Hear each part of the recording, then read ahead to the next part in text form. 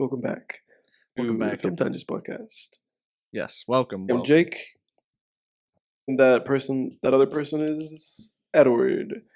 And we're opening this podcast by giving a shout out to the other Film Tangents podcast. Do you know that another Film Tangents podcast existed? What? We gotta shut him down, bro. It's not even a podcast. It's like if you go on YouTube and you write Film Tangents, another channel will come up, and it has one review, and it was loaded like 12 years ago. Oh, good. Thank God. I was gonna say because when we started this, I looked up. I was like, I made sure the name wasn't taken, and I couldn't find anything. Yeah. Even now that you say it, I can't. On YouTube. Even now that you say it, I can't find it on YouTube. I don't know how I don't know how I bumped into it, but it was a person with only one video review of a movie, and it literally was from 10 or 8 years ago. What movie was it? Number keeps reducing. I said 12, now I said 10, and then 8. So actually, it was 2 years ago. It was yesterday. It was yesterday. Shouts out to that guy. And if you, old Film Tangents podcast person, are listening to this, yeah, you're invited to have a film tangent with me and Jake. Yeah. Yeah, don't watch that guy's videos though. Don't do it. What's these film tangents? Yeah, his one video. What movie did he review? I don't even remember. I can see if I can go into that old channel. But if you're listening, guy, comment on this specific video. Comment in the comment section with your old Film Tangents. And I'll help you remember the password. Yeah. Because unless you do that, I won't believe that it's you. Oh, okay. I didn't understand what you were saying before. You're talking directly to the old Film Tangents guy. Yeah. Yeah. No, it's us now, though, buddy. Thanks for passing on the torch. We'll take it. We'll take it from here. Gonna have to come up with a new name. But in other news, talking about OGs and people from the past, Drake Bell's been in the news. Yeah. And Drake Bell has been in the news because Drake Bell of Drake and Josh Nickelodeon fame, he went missing. Goodness. Drake Bell went missing today, and it was the second most, talked about news in the whole country for the time that it was happening. And the number one thing was momentarily was Zelda, because they released a new trailer for one of those games. And then the thing that overtook Zelda was that some guy sold his football team or something. Yeah. The funny thing about this is that for a second I got confused, and I was like, oh, this is developing in an interesting way, because the number 2 news in the world was Drake Bell, and the number 1 news was Dan Snyder. Wow. You know where I'm going with that, right? Oh, yeah. I definitely do. Yeah, so for a second I was like, what? I was like, are they linking Dan Schneider to the disappearance of Drake Bell? And so I had to look up, it can't be. And I was like, oh, it's spelled Schneider, not Snyder. Yeah. Yeah, but it was a hilarious coincidence.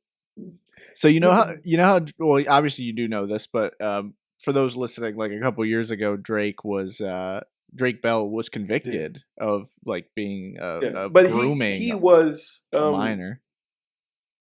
Also, we have to put this out there that he was dismissed, I think. Oh, really? Yeah. Oh, wow. I believe that he pled guilty to some of the charges, but it didn't end up in a conviction. He didn't do jail time for that. Yeah. Oh, yeah. He's probably on the sex offender registry though, right? Maybe. Maybe. Check the sex offender registry. Dude, wouldn't that be so weird if he looked up on there and it's just Drake Bell's on there? And you know what the funny thing is? That immediately people started making memes about it because he disappeared. The last place he was spotted was at a high school. or Dude, not out of high that's school, where I but was going with this. near high school. Yeah, dude, that's where I was going with that. It says his last known location is potentially the area of Mainland High School. Yeah, in Florida. Not a good look. He has to come out. He has to come out and be like, what? He has to say where he was, And it's funny because, like, he probably was up to no good. You know what I'm saying? Like, he has a kid and a wife. So there's a chance that he was, like, up to no good. Yeah. Like, just up to no good, And, like, and that whoever reported him missing could have possibly been, like, his wife. And he'd be like, oh, where's Drake? He just disappeared. Yeah. It's So either... now everybody knows, It's either... What were you doing, bro? Where did they find him like, where did they find him? I don't know, man. It's either... So I think it's one of two things. It's either what you just said, or he's just he's trying to get attention, and he was like, okay, yeah, he honey, did it on himself. He reported himself missing. Yeah, is that a crime? Probably. He probably... Well, so yeah, I guess if he did that, he probably didn't tell his wife. He just went missing, and his wife was like, "Oh my God, Drake has." If he did tell his wife doesn't have to testify against him. Yeah. Oh, yeah, that's true. Good for him. Yeah. So that's good for him. Yeah, she can be his accomplice and not have to like be like, oh, he Drake. Yeah. Drake put me up to this. I learned that from Better Call Saul. Yeah, I did too. Yep. Okay, dude, you ready for the moment of truth? I'm on the site, the United States Department of Justice, the National Sex Offender Public website. I'm gonna do it. I'm gonna do a little drum roll. All right, I typed it. It says search by name Drake Bell. Dude, if he shows up, I am going to absolutely lose it. Yeah. Search. Oh wait, it's giving me more. Hang on, Drake Bell. Hey, I'm gonna give you his actual name because his actual name is like Jared. His name is Jared. Oh, it's Jared. Yeah. Okay, wait, we gotta search. His name is Jared. Jared Drake Bell. Good and call. Jareds have a bad reputation. Oh wait. Okay, wait. 5 records. Oh, I don't see him. Where is he? I don't see 5 him. records from a national search, including all states, territories, and Indian country. For first name begins with Jared, last name begins with Bell. Jared. Yeah, there's a couple Jared Bells up here, but none. Wait, let's see if Drake comes up. Drake Bell. 0 results. Maybe he's not on it. Oh man, he must have escaped. I'm telling you, like I'm pretty sure that he just got away with that. Whatever that was, I'm pretty sure that he walked. Yeah, it's fucked up, man. He did. Up. And the funny thing is that as of 30 minutes ago, he tweeted. Did he really? Mr. Bell tweeted, yeah, and he said, he just tweeted this. He said, "You leave your phone in the car and don't answer for the night." And this ? With a laughing face. Oh God, yeah, dude. Oh my God, he did that on purpose, man. If you go to his social media, because obviously people are gonna go there to see if he replied, like I just did. It just says new album out soon. It says non-stop flight. Oh, there out we soon. There you go. Okay, there it is. Dude, I'm telling you, his album's probably gonna drop tomorrow. It was a hoax. Yeah. Oh yeah, absolutely. Oh, that was a massive hoax. Come on, man. Dude, there's all these articles from all these different sites. Because totally. That's the thing that you have to realize. Like whether or not people listen to the album, who cares? Like today, from like this whole afternoon until it got solved, that he was like fine. He was number 2 trending topic in the country. Yeah. So he did it, Totally did it on purpose. And dude, he could technically sue us for saying this for defamation. So if he does, it's all a joke. Yeah, we're This is all a joke, Drake Bell. Yeah, Listening to this is all a joke. We don't mean anything that we're saying. we're like playing lawyer. I love when the Yeah. people do that all the time on YouTube. They like try to play lawyer. They're like, just as a disclaimer, this is just my opinion. And like they'll have a fake account for someone, and it's like, Yeah. it's like Ben Wilson, and then in parentheses, not actually Ben Wilson. It's like for Yeah. legal reasons. Yeah, exactly. Yeah, no, that stuff's getting a little out of hand because that's obviously people have been getting in a lot of trouble because of that Yeah, impersonating and stuff. Yeah, yeah. yeah. We used to So do it to each for other all all the. intents and purposes, We used to do it to each other all the time in yeah, high school. I remember. yeah, yeah. But for all intents and purposes, Mr. Jared, listening to this, if you're listening to this, Mr. Jared, this is all we're just playing. We don't mean anything that we're And then Drake says, saying. he's like, and I've never found that it be so simple, but I found a way. I found a way. Success to album sales. Open up your mind.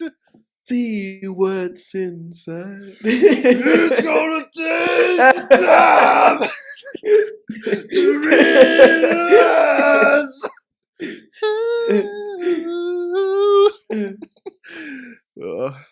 If Drake really wants to sell album copies, he should just keep re-recording that song into different versions. The country version of that song, the rap version of that song, and every album has like the new alternative version of that song. That's a great idea. Oh, that'll drive up his sales if he does that. Like each album will have that song as a bonus. Yeah. It will be re-recorded, with a different stylistic genre. Yeah. Dude, you know who actually did that was Afro Man. He actually did that with his Because I Got High song. Like on later Oh yeah. like on later albums he had like I think on one he had like a positive version of it. So it was like Because I Got High, but it was like positive stuff. Like a positive thing happened because I got high. Because I got high. Yeah. Because I got high. I do think that's a good idea, especially with somebody like Drake. People really only know that song from him, because people really only know either that song or the song I Know, which I actually did like a lot at some point. I still think it's a pretty nice song. Yeah. What the wait? Not the Drake and Josh theme song? No, not the Drake and Josh theme song. He had another song called I Know that premiered as a kid. It premiered in the commercials of one of those Kids Choice Awards. I just thought for a second. I thought it was before you gave context. I thought it was hilarious that you knew a Drake Bell song. Another Drake Bell song. Yeah, I'd actually know quite a few of them, man. I kind of a few Drake Bell songs. Oh, you know what? I actually do remember one from Drake and Josh. It was like The Girl Next Door. The Girl Next Door, because he did a handful of them in the show, and then he had guest appearances in other shows. He had guest appearances in Zoe 101, where he would do one of his songs. The iCarly theme song, it's him and Miranda Cosgrove. So we actually know a handful of Drake Bell songs. I didn't know he's responsible for a lot, Oh wow, I didn't know he did the iCarly theme song. That's hilarious. He did the iCarly theme song. Him and Miranda Cosgrove did that. I remember the episode with the Girl Next Door. It was like the episode of Drake and Josh where he had that girlfriend, and then the girlfriend would secretly hook up with Josh. Yeah, she was really she was just using Drake to get to Josh. Yeah. But yeah, I remember as a kid just that episode was steamy, bro. I remember as a kid watching that episode and being like, huh, I'm gonna have to DVR that episode, man. Well, I remember that. I remember talking to you about that, where it was just there was a lot of things in that show. That was such a boys' show. Yeah. That's the epitome, It is interesting with Nickelodeon because I think they kind of realized that, where they were like, okay, our most popular show was this. So that's, for iCarly, they switched it up because iCarly was a really big girls show. Two of the main characters were girls, and yeah, Freddie was just a clown. He was just the bottom of the joke every time. Yeah.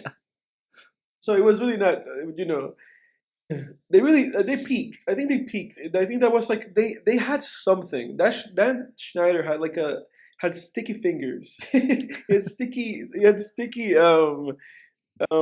what is it Kentucky Fried Chicken fingers, you know, because he really had like sauce with him because he made um Kenan and Kel, which was great, you know, Yeah. great '90s show.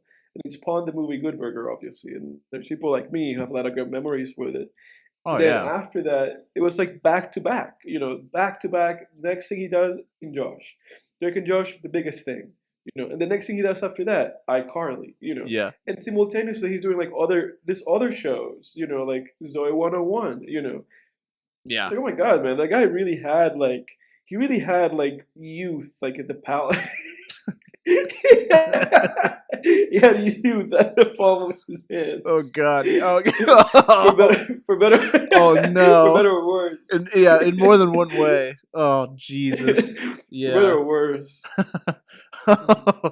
Oh man, that you Then the definitely put whole your foot in your generation of mouth on that one, Edward. whole generation, the whole generation of kids. Oh Uh, Jesus. Dan Harmon or not Dan Harmon, Dan Schneider changed Dan the Harmon, Dan Dan Schneider. Schneider changed the lives of youth all over the country. Shame on that guy. Allegedly, anyway. But if you go to Drake Bell's like a thing on Apple Music, Hmm. which I did, and initially I typed Jared, and I was like, oh wait, I'm looking for Drake Bell, not Jared Bell. Um, and the reason why I said that, you know, the world's been tough on Jared is because that guy from Subway's name was Jared too. Oh yeah. Oh yeah, yeah, that's People right. know- Oh Jared God. have a good reputation. But if you go on his top songs, the number one is "I Found a Way." Number two is "Leave It All to Me," the iCarly theme song. Number three is "Makes Me Happy." So that's like a song that he played. I don't remember if I think it was on the Drake and Josh episode that "Make Me Happy" song that he played. Either that or like on a Zoe 101 song. So his top three songs are songs from Nickelodeon shows. Fourth song is like a single that he released in 2018. And his but then in the top eight is that song "I Know" that I told you, because I think a lot of people like were actually like exposed to that song. And it's a decent song from like 2008 or whatever. Hmm. And then "Found a Way" acoustic version. That's what I'm saying. Like he has two "Found a Ways," the acoustic version and the normal version. And it's like, dude, just do a bunch of different ones. Do like try to do like an Old Town Road type of thing, where you just make like a bunch of different versions of that song. Yeah. Ride that wave, It's a man. Gucci Gang. Yeah, seriously, ride your one hit. Ride that one hit, boy. You know who I think part of him has like I think there's a part of Drake Bell that unearned, I should say, has like artistic integrity. Or not integrity really, but I think he has kind of like integrity. Integrity is the wrong word. I think he has kind of like pride. You know, where I think he doesn't want to do that. And it's like, dude, you should. Oh yeah, yeah. Yeah. Like you haven't built a career on yourself to have like pride for your career. You Nah. should just make a ton of money out of just making "I Found a Way" again. Yeah. Yeah. It's so true, man. It's got to be so weird to it's got to be so weird to be a celebrity at one point and then just at another point you're not one. Um and Yeah. I feel like there's a lot of people that take it really tough. Like I remember I think the person who took that the let me ask you this. Who do you think is the person who took that the toughest, like falling off? I don't know, because there's a lot of people who there's a lot of people who have fallen off hard these days. The only one that comes to mind right now is not Takashi, although we'll get to Oh Takashi God, later in yeah. the episode. Yeah. But what's the other guy? The Gucci Gang guy. What's his name? Lil Pump.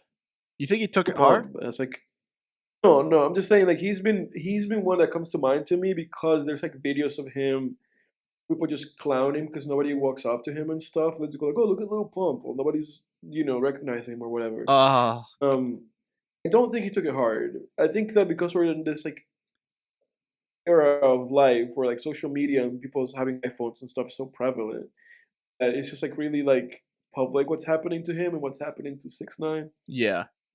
Yeah. But somebody that took it hard, I don't know, man. It's like I have there's one. people who've had meltdowns, but it's not because of like their celebrity decreasing. Yeah. Um, Some I don't people know. take it with like grace, you know what I mean? Yeah, Um or and some yeah, like go into other like endeavors, and again, like yeah, they take it, they have grace with it. Um I think the person the one that comes to mind for me is like Soldier Boy. He oh took yeah, it oh yeah, really, absolutely, Soldier Boy. because Yeah, he started like just creating fake beefs with other rappers in the game, and it was just like like I remember when he was beefing with Lil Yachty, and then he was beefing with Quavo of Migos right yeah, after. It was really sad. I remember it was just kind of like, man, what are you doing? These are you look like a fool. These are the new, yeah. these are the new guys, like the I new think blood, the fresh blood in the rap yeah, game, and you're just like beefing them and trying to beefing with them and trying to tear them down and stuff. yeah. It's like we're 50 Cent and Drake, like, do Drake? the Yeah. those guys actually did the smart thing, which was they would ally with those newer guys. Whereas like Mm. Soldier Boy did the opposite, where you'd beef with them, and it just made him look really insecure and sad. I think it's tough for Soldier Boy. I think it's tough for that guy because that guy he has to also. I think he has had to also kind of like contextualize that the people that he's beefing with are his age. You Yeah, know, yeah. like he had falling off. You know, and the people that were like way above him were the exact same age he was. I think that probably like bothered him that he was like, "What's going on?" You know, Yeah. because that guy got big so young. You know, Oh yeah. Oh yeah, for sure. that guy got big so young.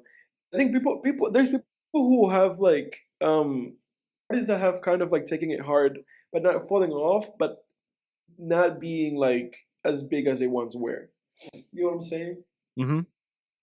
My biggest example of that at the moment is like DJ Khaled because of what happened between him and Tyler. You know what I'm saying? Tyler the Creator. Yeah, because Tyler released Igor, and that's when him and I don't know. I guess I'm like telling you this information. But this is like old news. So when he released Igor, he released it at the exact same day that DJ Khaled released his album. I think it was called like Khaled or something. Ugh. And Khaled at that point was used to always going number one. Every time that Khaled would release an album, would go number one. He released the album, and Tyler was number one. Of course. And he took that like horribly. He Did he went all over really? social media. There's like videos of him saying like oh I release good music, and then other people release. He said other people release weird music that nobody listens to, and they go number one and stuff like that. Get the And so then fuck him and out of Tyler, here, so then man. Tyler was like clowning him like on social media, and then people have asked him like on interviews since then, like, how do you feel? What's going on? And he was like, man, I don't care. It's like I don't pay attention to that. He was like, he was the one who was butthurt. I wasn't butthurt. I don't care. Um, but Oh, you that said guy, Tyler said that? He was the one who was yeah, butthurt? Oh, okay, I yeah. gotcha. Tyler was like, I don't care. That guy was initiating beef. He was like, it was like he was like his ego couldn't stand the fact that somebody else, that's not making like music for the masses like he is, was bigger than him. Yeah. You know who did the Which same was thing funny. was Nicki Minaj. I remember did the same thing with Travis Scott when he released Astro World. Oh She called yeah. him She like like made like Auto a Tune huge Man or something. yeah. You No, look she made like a so huge butthurt. No, she had a huge fit about that. And it's like you have to accept that the times are changing and people are just listening to these people more than they are listening to you, Yeah. And Travis and Tyler make way better music than Nicki and DJ Khaled respectively. Like Yeah. Oh. I'd listen to those two any day over. I like those two. I mean, Tyler's in Yeah. my top 5 MCs. There was a time when I put Travis in my top 5 MCs. I think he's not in there anymore, but he's definitely in my top probably 10 or 20, maybe. Definitely 20, not 10. Well, he's coming back after years since that thing happened in that concert that he has where I think it was like 10 people that passed away. I'm sorry, I don't really remember the numbers, but I think it was Yeah. something along those Yeah, it lines. was like 9 And or he's 10. like finally coming back because he is headlining a concert in July, I believe.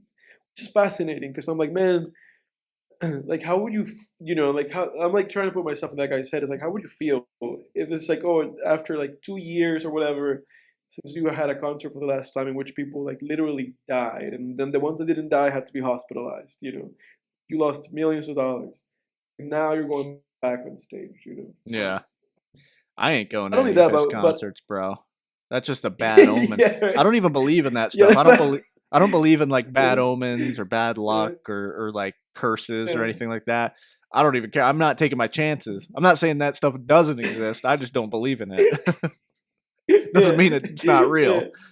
I could be yeah. wrong. I'm not taking my chances. Which I'm sure he's on his best behavior because I researched that and he was But yeah, super dangerous about it. He was encouraging people to like break in. He was encouraging no, people to no, like no, rush it was the stampede, worst. rush the stage, It was the worst, and that guy had it coming. Like he absolutely had it coming. Yeah. He was just like just set himself up Yeah. with being an idiot, Yeah, cuz I being an understand absolute idiot. yeah, cuz I understand he wanted to, make his concert lit and stuff, I'm sure he didn't mean for Mm, that to happen, but it's like you do have to think about the consequences of your of your actions, man. yeah, yeah, and that's what it led to. He was in a way, whether directly or indirectly, he was responsible for that. To an extent. Yeah. And now it's coming back, and people have been like clowning like the list of artists because one of the people who is headlining is ASAP Rocky, Oh wow. and I saw that the headliners are Cardi, ASAP Rocky, and then Travis in that order. Huh. It's Well, interesting. actually, switch Travis and ASAP. I think ASAP is Saturday, and then I think ASAP is Sunday, and then Travis is on Saturday. Um, but I remember seeing the thing, and it's like for Rolling Loud. I remember seeing that.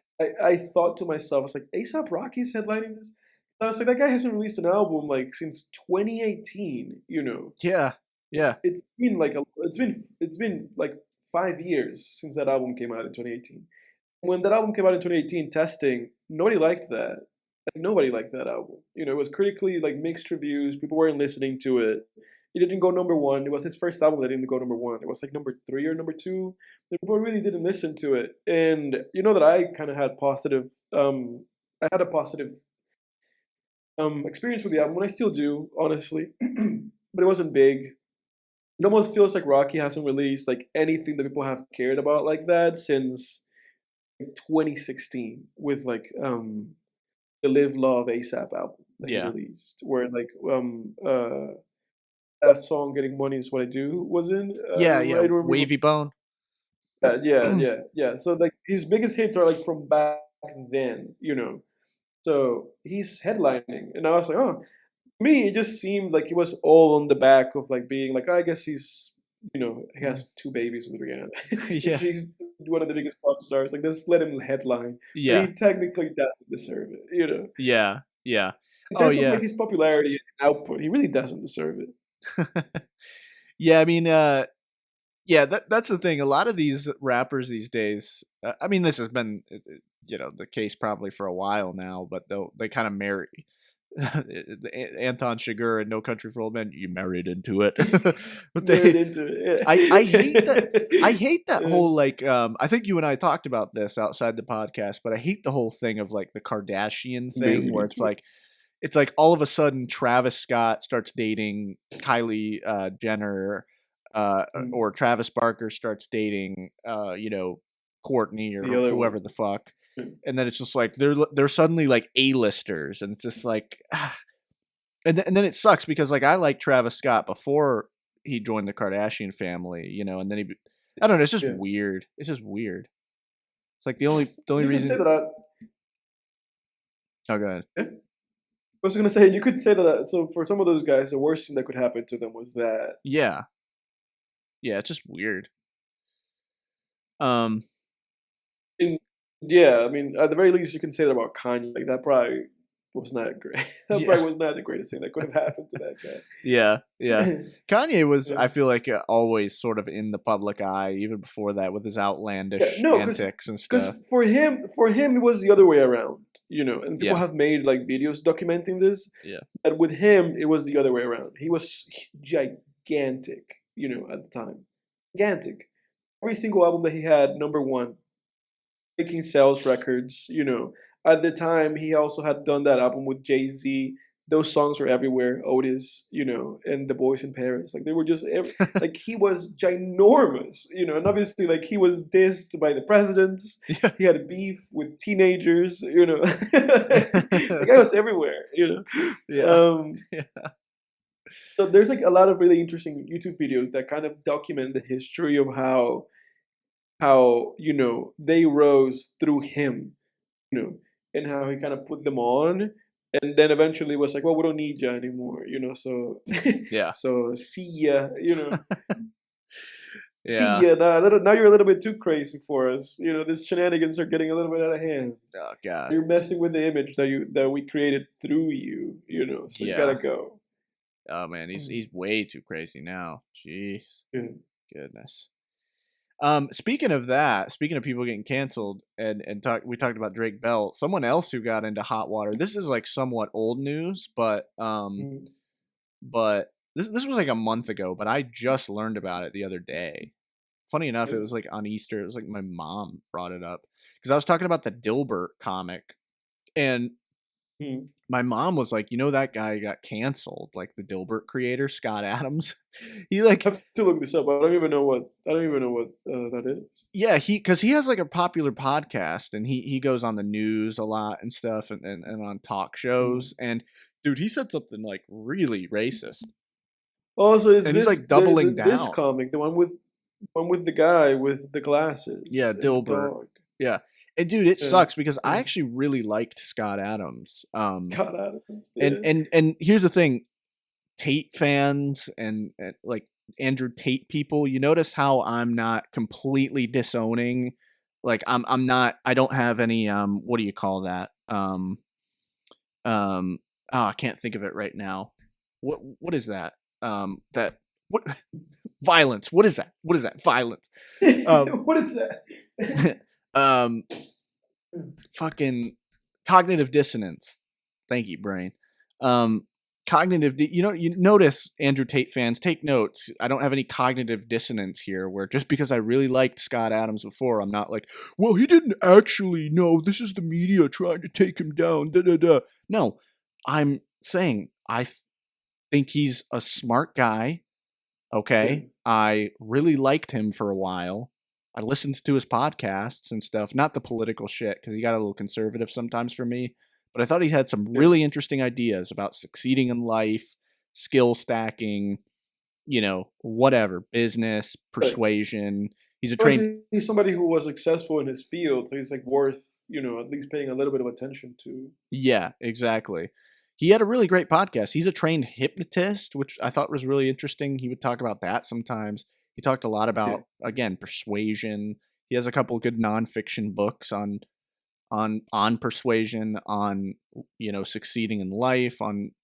He had a night, this thing called skill stacking. I don't know if he came up with it or if it was somewhere else, but he talked about getting pretty good at a few things instead of trying to get like mm, become an expert at one thing, becoming yeah, pretty good at a few things, and when you put those together, you can be successful at something. um yeah, Long story short, he had a lot of great ideas, so I was really disappointed to hear about this. yeah. But he said Could something. you elaborate on what he said? What happened? Yeah. So he basically went on like this racist rant on Mm. and every newspaper, this is how bad it was, every newspaper dropped Dilbert. Really? Like Wow. So he canceled his own comic. yeah, all his distributors Maybe that's what and he news wanted. right.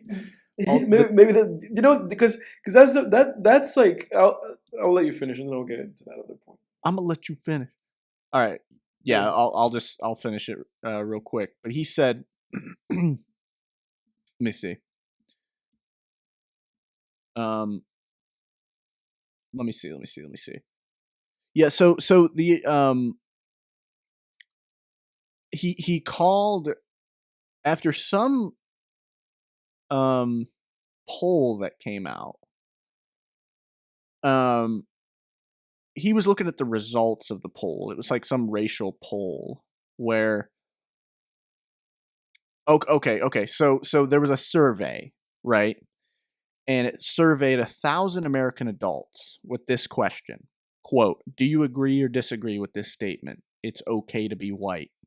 The report found that 72% of the respondents agreed, including 53% who are black. Some 26% of black respondents disagreed, and 21% said they are not sure. The poll also found that 79% of all the respondents agreed with the statement, black people can be racist too.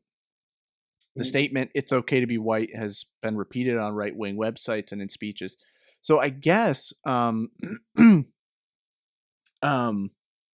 he said that in response. He said something in response to this poll, and he basically Adams basically urged white people, quote, to get the hell away from black people, unquote.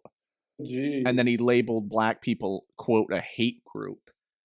Oh my God. And then I remember there was another article that I was reading that I can't find now, but it went into more detail of what he said. Because I wanted more. I wanted to see more of what he said. You know, I'm not. There's no context that makes that okay. I was just curious about, you know, what the rest of the rant entailed. I wasn't looking for any context that might make that okay. It's never fucking okay to say either of those things. But he said things like,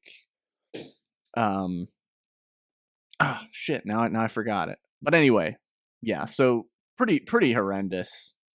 Pretty horrendous shit here. Yeah. Yeah. That's really disappointing when stuff like that happens, you know. Yeah.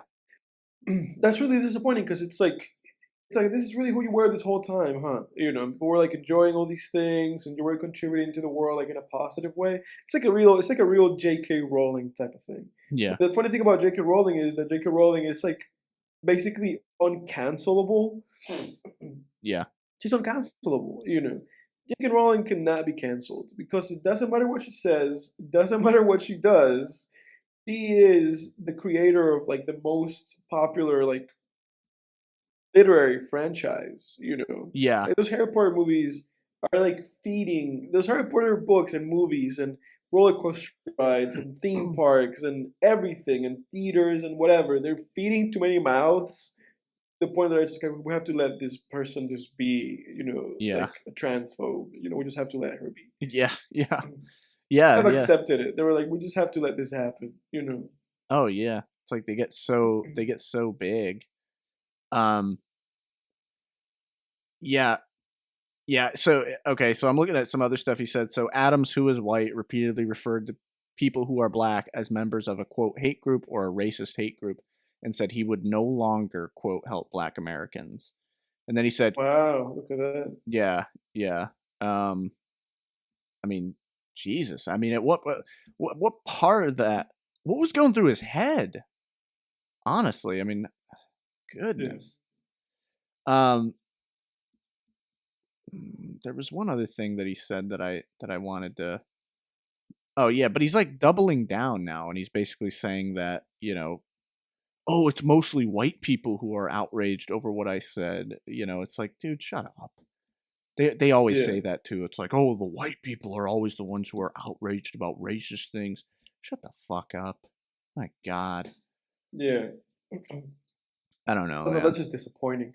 That's just disappointing. And he should see it himself. It's like, dude, you're just a disappointment. You know, like what are you trying to gain even at this point from any of this? You know, yeah, just doubling down. It's like for what? You know, it's like sometimes I feel like people have no concern for whatever their legacy in life like might be. You know, yeah. Like what legacy? Legacy schmagacy. You know, it's like it's like all right.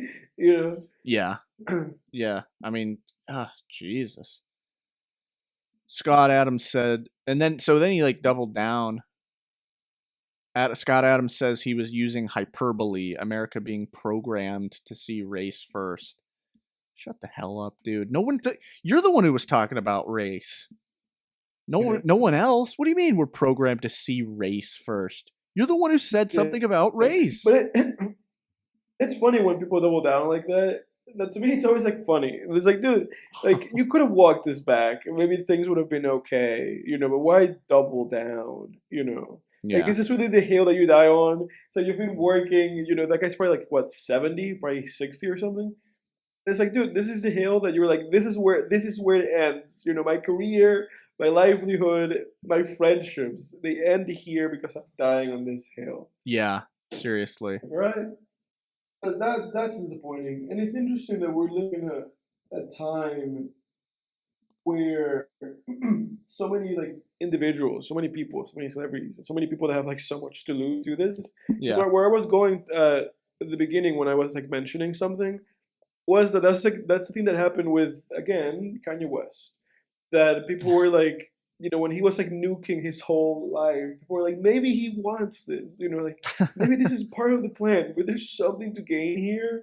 Dude, I don't like were you not aware that there was like a big online discourse? People were like saying that he had like some kind of like plan, that it was like a mastermind thing, and that he wanted to get canceled. Of course they said that. People say That's how he anything. did. So he did not. He just thought it wouldn't happen, but it did happen.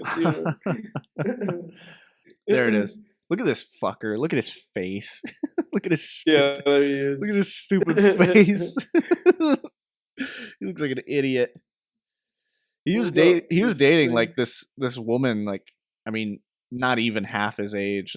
Like, really impressive. I will say that. Yeah. Yeah. He does look like a goof.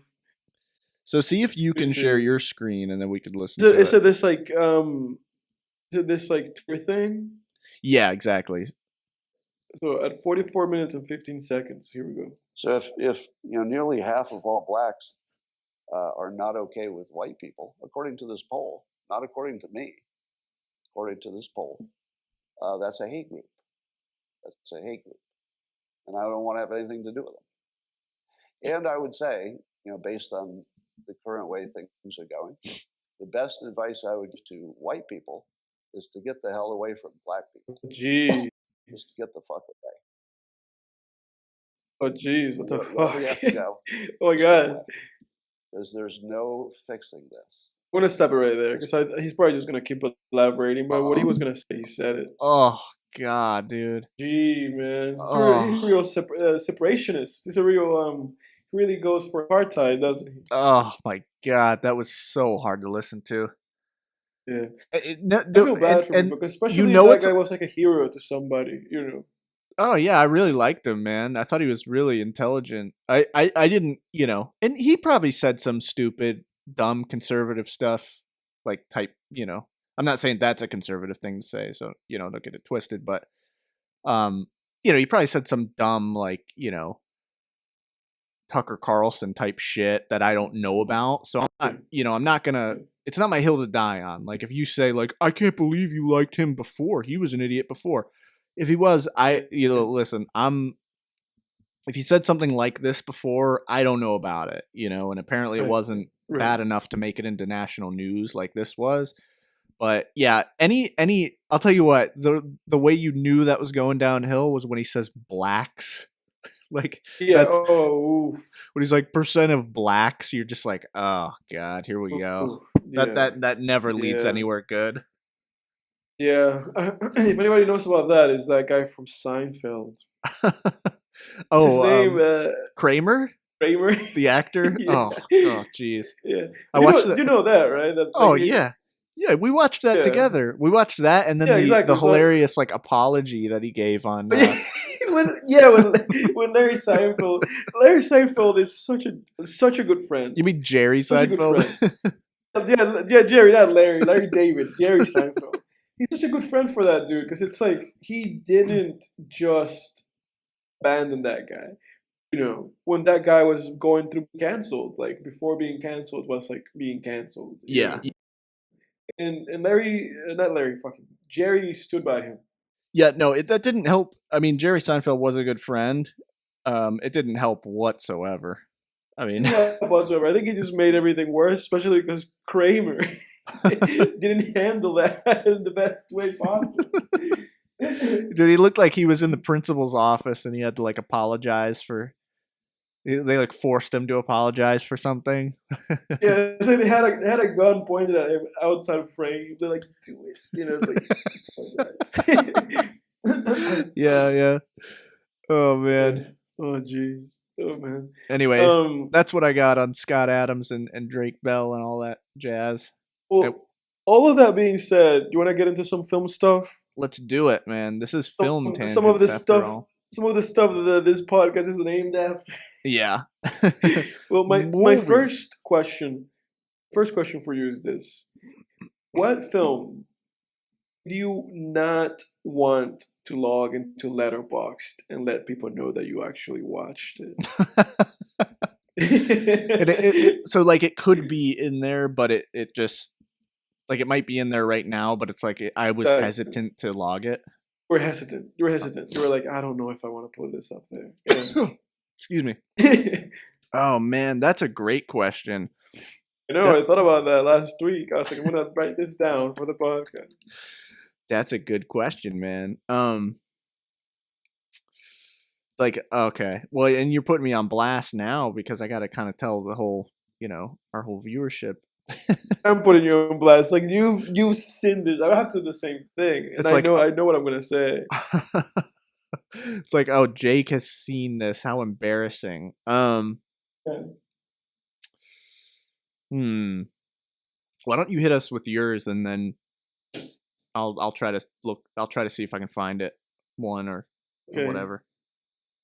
Okay, so if you remember this, I was watching a bunch of Takashi Miike movies. I think I've watched. That guy has made like 100 movies, so I've probably watched like 20% of his filmography. I have watched. That's Audition, 90, right? That director. Yeah, he did Audition. Yeah, he did 13 Samurai, 13 Assassins rather. Great movie. I've seen 95%, I would say, of the movies of his that are worth watching. I've seen like 10 Takashi Miike movies. There is a movie specifically by him. If you look him up, there's a movie specifically, one of his movies, called Visitor Q. It came out in 2001. It's if you look it up, it says comedy drama. It says comedy drama, dark comedy. It's an hour and 24 minutes. It has a 60% Rotten Tomatoes and a 6.5 on IMDb. It says a stranger. This is the description of the movie. It says a stranger befriends. What? I'm looking at it right now. What the fuck? Yeah. It says a stranger befriends a disturbed family with many issues. The father is a perverted filmmaker. The son is being bullied, and the daughter is a prostitute. The outsider helps them to find redemption. Now, that is one of the most like just straight up disturbed, messed up movies I've ever seen. Really? Well, the cover is a guy breastfeeding from a woman, and the guy's like a straight up adult. Yeah, that's his wife. The fuck? The whole there's a scene in which like she covers their house like flooding from that. It's gross. It's extremely disgusting. It's a disgusting movie. It's flooding from. It just has like flooding from what? From her. Her breasts? Yeah. Oh my god. It's disgusting. It has like all the worst things that you could think about. They're in there. They're in there in some way, shape, or form. They're there. And I think I rated that movie like a half a star, like literally like a 1 out of 10 because I couldn't rate it any lower than that. And I really hesitated. I was like, do I even want to do this? I was like, do I even want to like, I was like, do I even, I was like, for the fuck of it, I'm just going to put it up there. So at the very least, people know that it's a piece of shit, right. That they shouldn't watch it. Ugh. But that's the one movie where I was like, I don't want to put this up here. I actually didn't for like a couple days, and I was like, "Oh fuck it, I'll just put it up there." Because otherwise, I probably will. I'll try to forget this ever happened. And at least this way, at least I can remember that I did this. Yeah, that sounds. That's it for me. That seems pretty fair. Okay, so honestly, man, that's my reveal. That's my confession. Yeah, Okay, so I actually have a couple here. Yeah. So two. So let's get this one out of the way. I don't even I barely remember seeing this, but just the fact that it's in here just makes, I don't know. I feel like people are just like, what the hell? Jake even logged this? What? Yeah. It's like a short film. It's like a 3-minute short film. I guess by Funny or Die, called Charlie Brown Blockhead's Revenge.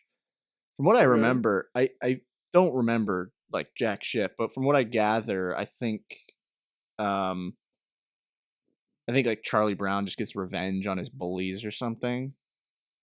Mhm. And John Carpenter's in the cast. Oh, he plays, he's like the host. He plays himself in it. I really don't even remember this, but it just looks really odd. Like it sticks out like a sore thumb in this whole like filmography in here, because Mhm. I'm looking at movies that are just given really low ratings. And that short Yeah. film was one of them. Um, Yeah. Now, one that it's not necessarily I'm embarrassed of it. It definitely sticks out as like a sore thumb where it's just kind of, I could see someone being like, "What the hell is this?" It's kind of Mhm. timely because it's Easter time. I put a short up the other day on Oh our yeah, channel. that Easter short thing. Yeah. Yeah, it's called "Here Comes Peter Cottontail the Movie." Now, I've never met my sisters and I, dude. Every Easter, we'll throw this on, and we're like, because when we were kids, we were like little kids, and I think one of our grandmother got us this DVD, like sent us, at the time she lived in New York, so she like sent us little Easter goodies, and this was part of the little basket that she sent us. This Mm. DVD, she must have found it in like a Walmart or something. But it's anyone who has a browser in front of you, look up "Here Comes Peter Cottontail the Movie." It's supposed to be a sequel to the original like claymation Peter Cottontail Mhm. short or movie or whatever that came out in like the 60s or the 70s or something. And that Mhm. was like beautiful claymation, and all that stuff, just wholesome. This looks, I'm telling you, this movie looks like it was made on um like a film, like an animation student's computer.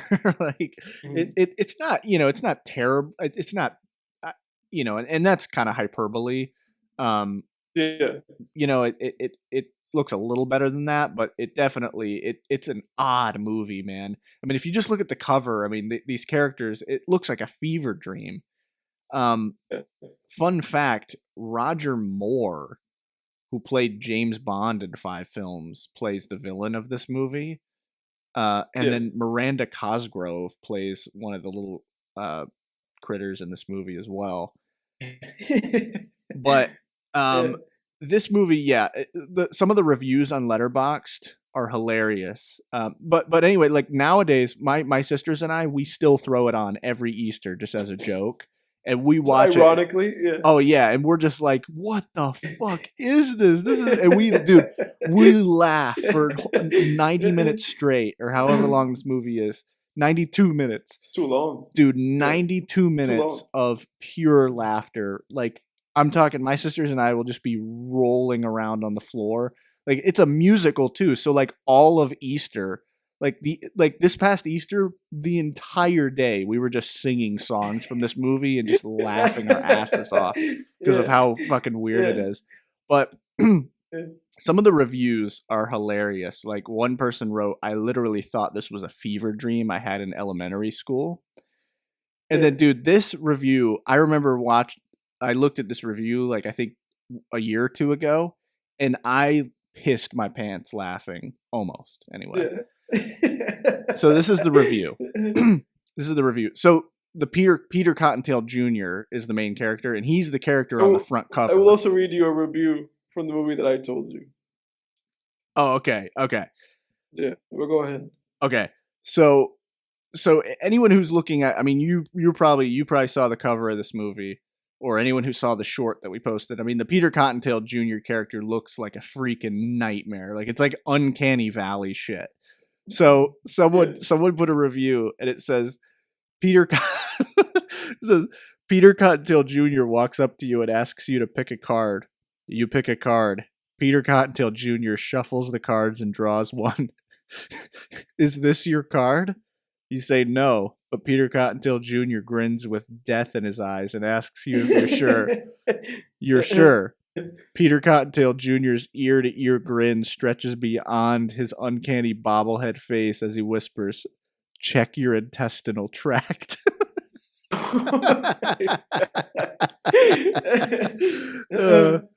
And my review for this movie is step aside, Citizen Kane.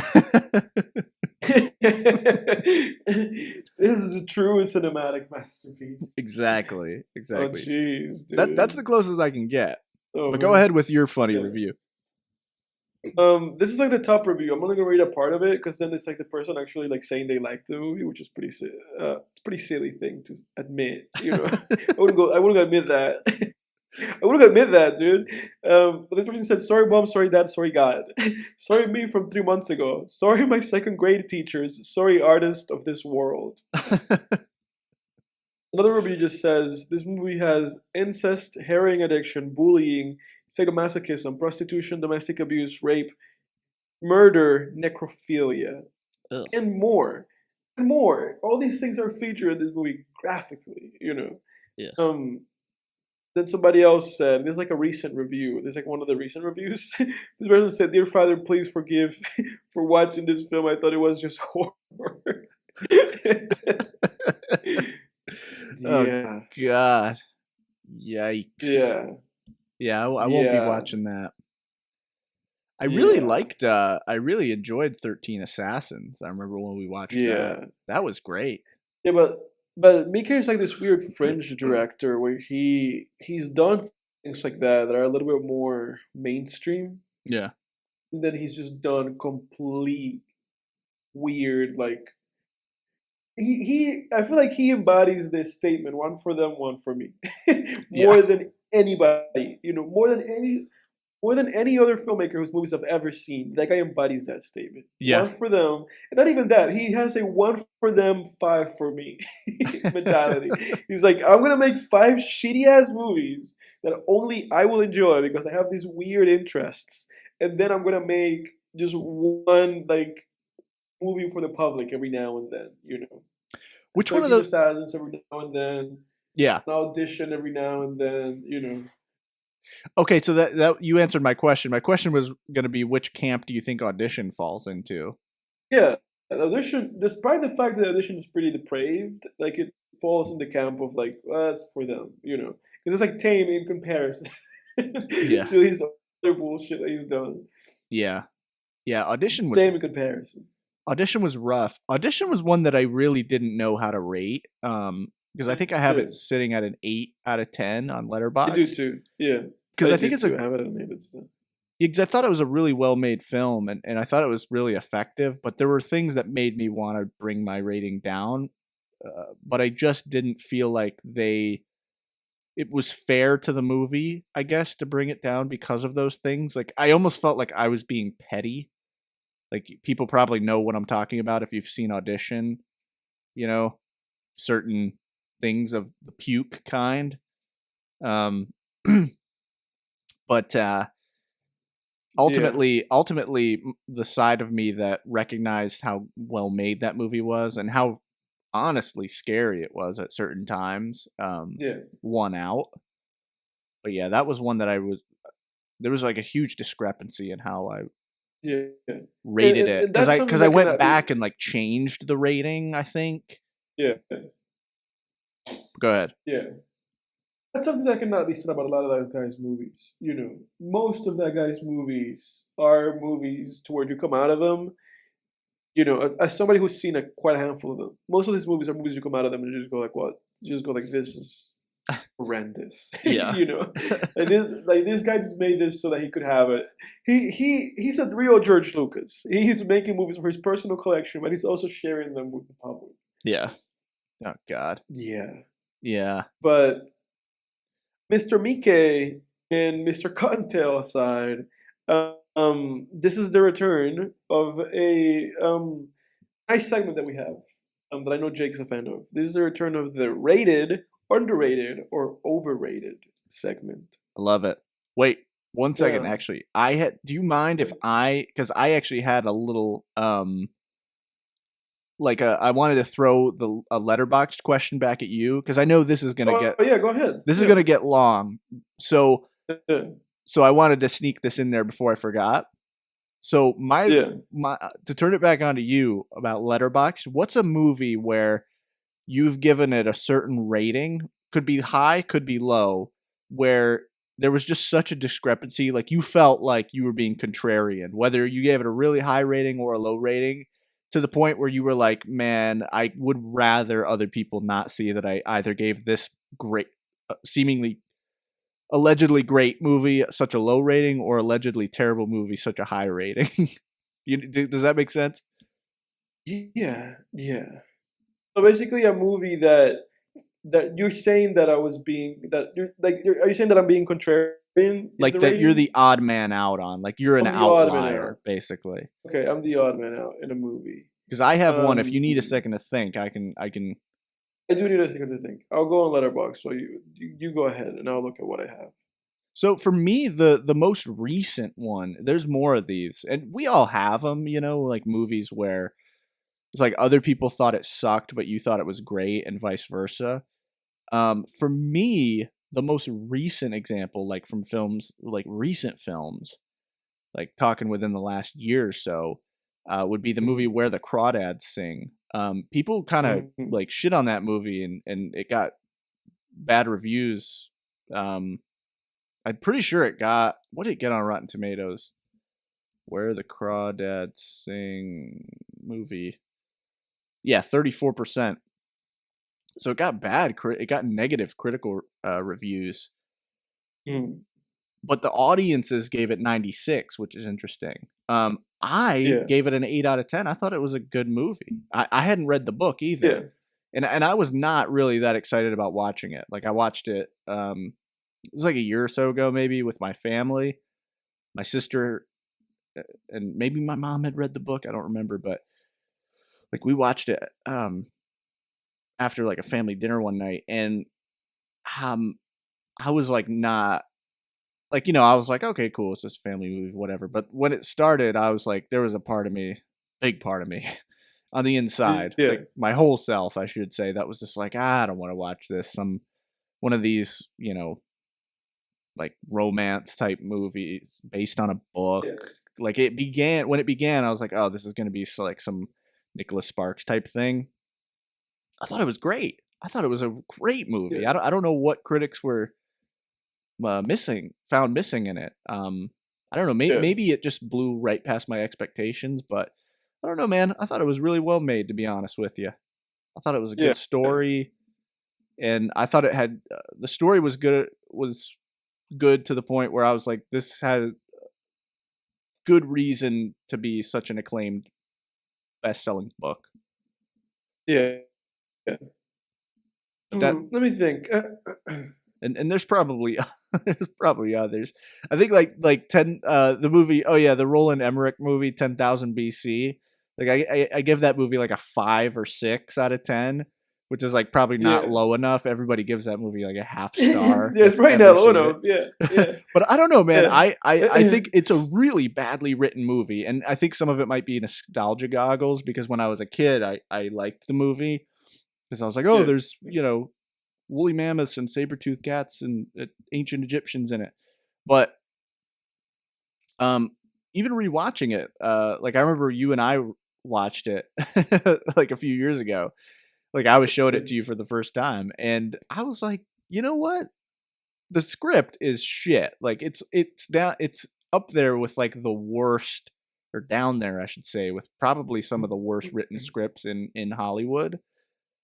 Yeah. But the movie You itself, enjoy on a it. technical level, like that sweeping Yeah. scale and everything, there's just a Yeah. feel to it that I like. Mhm. But anyway, I'm ashamed to admit it. For me, I'm looking at all this shit.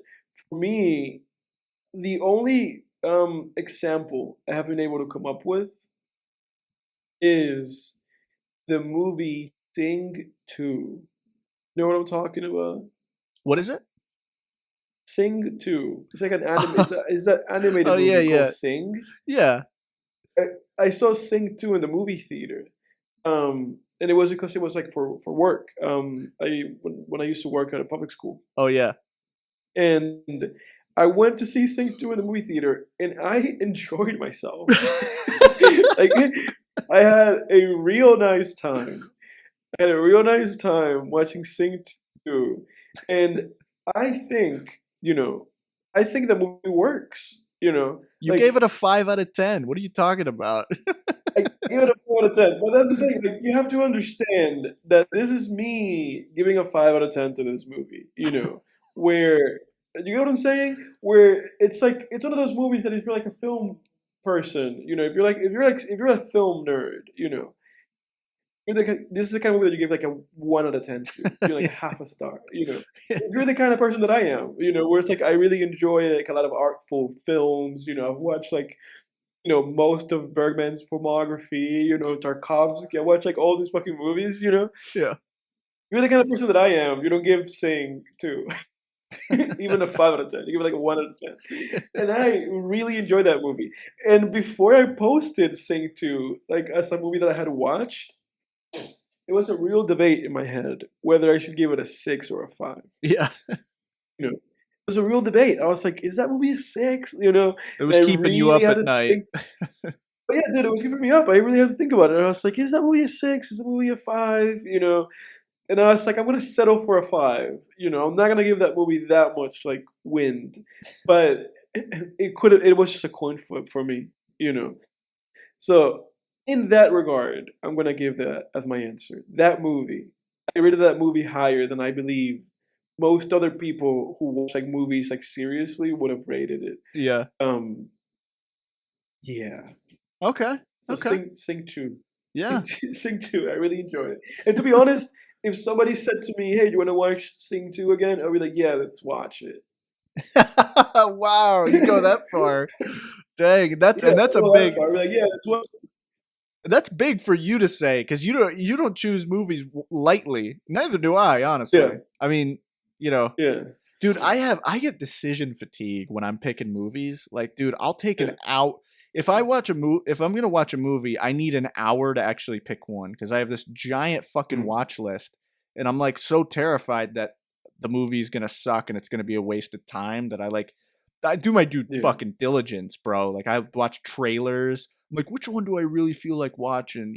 It's bad, dude. Yeah. I got to get out of that habit. It's such a waste of time. No, I actually have another answer for you. Okay. And this one. I've actually talked to you about this one. Let me see. Let me find it first so I can tell you. I can tell you how much I differ. Okay. This is a true one. This is a true to the bone one. Jurassic World: Fallen Kingdom. What'd you give it? So the second Jurassic World movie, and you and I have talked about this. I legitimately enjoy that movie. Really? I had a legitimate, fun, entertaining time watching Jurassic World: Fallen Kingdom. Oh God! Everybody else on Letterboxd, including you, has that movie below a 5 out of 10. Oh. Ben has a 5 out of 10. Gage, who's a real one, except in other situations where he's not. He gave it an 8. But you gave it a 3. Yeah. And everybody else gave it either a 1 or a 3 or a 2. You gave it a 3 out of 10. Yeah. All the popular reviews for this movie, the most popular review for this movie is half a star. And all the reason, like everybody hates this movie. Nobody liked this movie. Everybody hates it. I thought it was a nice old time. Really? And I gave Sing 2. I gave it a 5 out of 10. Wow. Wow, you That's really are out of your mind on this one, Edward. So there's another movie where, everybody saw it. Everybody was like, this is bad. Everybody who was like a film nerd was like, this is a bad movie. Ugh. And I was like, this movie's not that bad. And I enjoyed it, Oh, it's terrible, man. So there's 2 examples of me going against the grain a little bit. Yeah, that's nuts, man. I thought this was a terrible movie, especially when they I had a fun time with Fallen Kingdom, and I really like that dinosaur. The dinosaur with like the big head that keeps smashing things. That became like my favorite dinosaur. I don't know what the name of that dinosaur is, but I think it actually existed, and that's my favorite dinosaur. Yeah, Pachycephalosaurus. Yeah, and it made an appearance in one of my favorite pieces of art of all time, One Piece. There was an arc in One Piece called Wano, in which they're in this island that has samurai and also like this prehistoric dinosaurs and stuff. Yeah. And there's like a woman in that has that superpower where she can turn into a dinosaur. She turns into that dinosaur Oh yeah, from Fallen Kingdom. yeah, I see So it right I have here. a very yeah, you're seeing it? Yeah. So I have a very positive relationship with that movie and with that dinosaur. So I feel good about Fallen Kingdom. With the What's the name of that dinosaur again? Pachycephalosaurus. Pachycephalosaurus. Yeah, I'm a huge. You know this about me. I'm a massive dinosaur nerd, science nerd How in do you general. spell that? It's like Pachy. Oh, I found it. I Yeah. found it. Yeah, I got it. Yeah, I put One Piece Pachycephalosaurus. Yeah. Yeah, there she is. Yeah, it's awesome, dude. Awesome dinosaur, just headbutting people. Yeah. Oh Yeah. yeah, man. No, that was a cool dinosaur. Like they basically, when the way they would headbutt things too is like when they would lower their because they're in one of the other Jurassic Park movies and they explain this, but it's when they would lower their head to But headbutt like line with something. their spine. Yeah, it would line Yeah. right up with their spine, so it would just absorb Yeah. all the impact. Pretty Yeah, badass. it's awesome. I really enjoy that movie. So there you go. Man, dude, when they got to like the what do you call it? The like mansion at the end, like once they got off that island, I was like, what the Yeah. hell is going on? They're in a you can't do a Jurassic Park movie in a mansion in an urban environment. It's just awful. Yeah. Ugh. Yeah. And then the whole new Oh, I didn't see. I have no plans on watching Jurassic World Dominion. I heard that was garbage. yeah. But Yeah, no, I'm not gonna watch that either. yeah, the whole idea of dinosaurs like taking over the world and everything. I don't know. I don't buy it, man. It's really stupid at this point in time. I feel like in the '90s we were like, oh maybe, it's like, oh maybe we'll believe, we'll suspend our disbelief. But Yeah. now it's just dumb. Well, yeah. Well, Now the it's whole just thing dumb. because like the first the original Jurassic Park movies, right? Like those you could buy all of those, even though there's a lot of scientific inaccuracies in those. You could buy those, right? Like, okay, yeah, if you're stuck on an island with dinosaurs, you're in trouble. But if dinosaurs were released all over the world and everything, like in the second in Jurassic World 2, like they're talking about, oh, the military's going to use these dinosaurs. Yeah, the military's not going to use dinosaurs. They're not that, they're not monsters. They were just animals. Yeah. They're not Godzilla. Like that's that's fiction. Yeah. I stand alone. With Fallen Kingdom. And do you know what the funny thing is? You I could walk watch that alone. movie again. Batista. I could watch that movie again and probably completely hate it. But as of this moment, I walk alone. Next to that dinosaur and Chris Pratt. But are you ready to move into our overrated segment? I'm ready, hit me. Okay, so this is the rated, underrated, overrated segment. First director of this, because this is the last one where I'm gonna pick directors. From now on, I'm really just gonna give you like a handful of movies. The next time that we do this, but this episode I'm gonna do some directors still. And the first one here is S. Craig Zahler. Okay. So we're doing overrated and underrated again. And justly rated. Oh, well, that's easy because he's got only 3 films. Yeah. Okay. Yeah, this is really an easy one. So I guess it's just about these 3 movies for us. I would say, ooh, that is difficult though. So right off the, okay, I got it. Underrated, Dragged Across Concrete. Okay. Dragged Across Concrete's awesome. I'm ready. I'm Yeah. probably watching it this weekend again, like rewatching it on because it's on Netflix now. Dragged Across Concrete's fantastic. That's like one of my favorite crime Yes. films of all time. It's so good, man.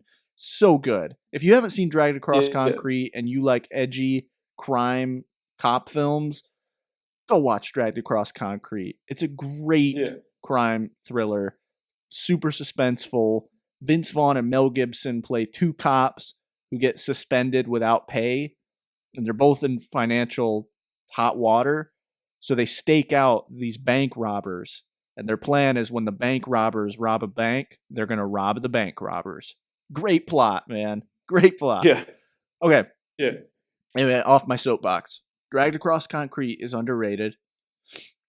Bone Tomahawk is justly rated, and Brawl and Cell Block 99 is overrated. You know what the funny thing is? That you landed where I would have gone, because I agree with your picks. I agree with Dragged Across Concrete. And honestly, if I could, I would say that both Brawl and Cell Block 99 and Bone Tomahawk are overrated. I would too. As far as saying that. Yeah, like if I think film nerds like really kind of like gush a little bit too much about those movies. I don't think they deserve it. Yeah. Both of those have like a 90% Rotten Tomatoes, and I don't think either of those two movies is a 9 out of 10. You know, No. if we took it literally, you know, I don't believe they are. No. I give I think the best Dragged Across Concrete's a 9 out of 10 for me, at least. Yeah. Great, man. I think the best one amongst those two movies, Bone Tomahawk and Cell Block, is not past a 6 out of 10 for me.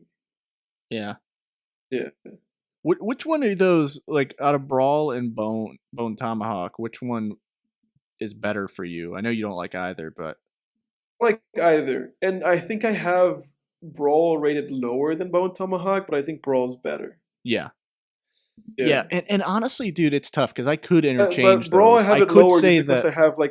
I have a lot of distaste for that movie. Yeah. I could do the opposite, though. I could say that you could say that Bone Tomahawk is overrated and Brawl is justly rated. I don't know. I kind of agree. I think they both are a little overrated. I kind of want to rewatch Bone Tomahawk.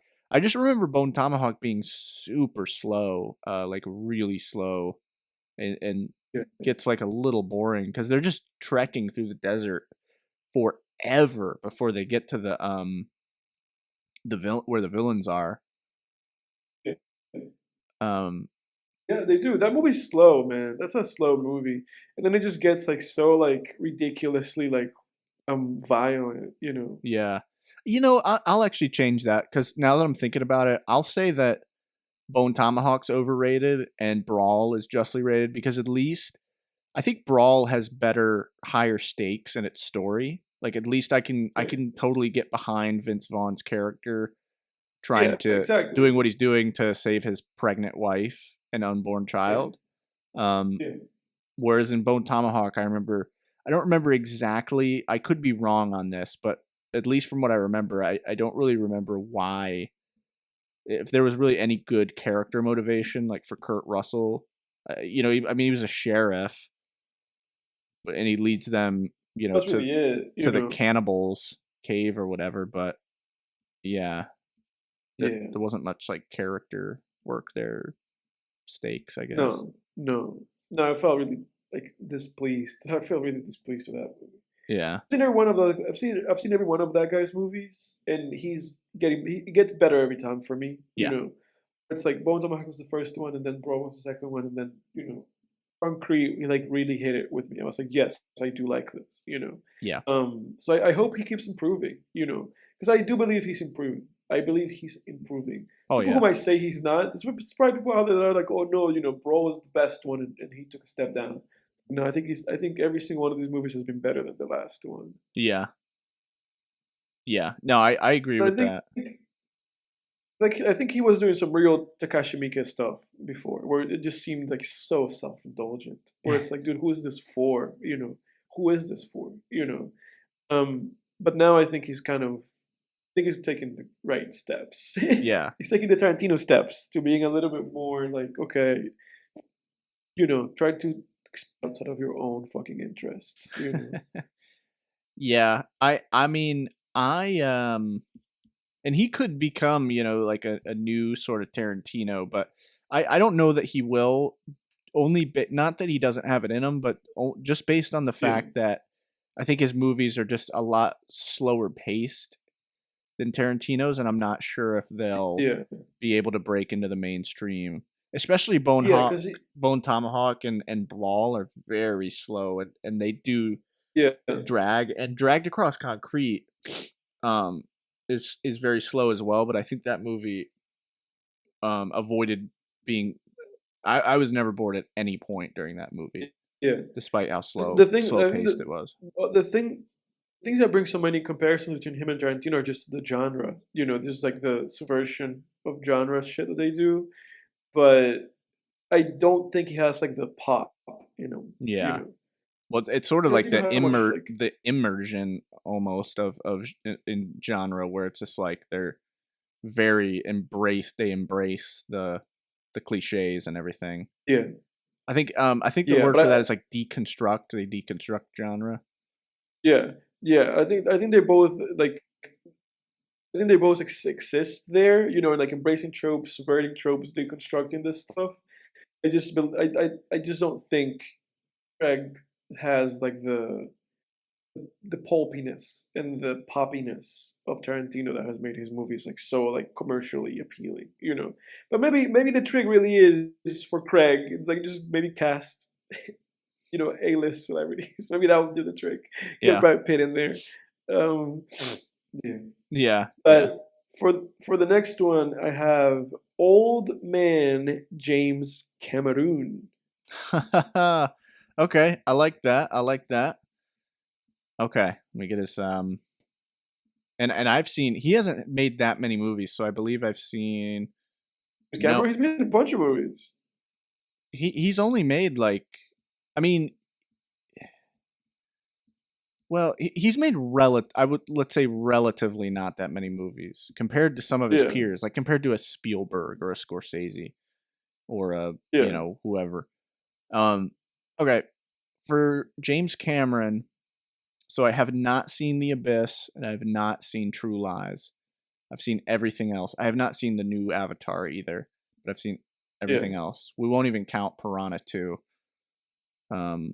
So I'll say that. Oh boy, this is tough, man. I have not seen any of the Terminator movies. I think I've only seen 3 of his movies, so I can only really speak on those 3. You haven't seen any of the Terminators? No, not one. Whoa, they're great, man. They're great sci-fi films. Not one. They're really fun. Oh man, this is tough.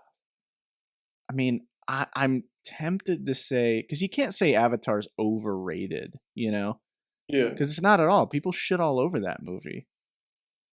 Even though, despite the box office numbers, people shit yeah. all over Avatar. I Yeah, mean, it's become like no respect. acceptable for it to be a punching bag.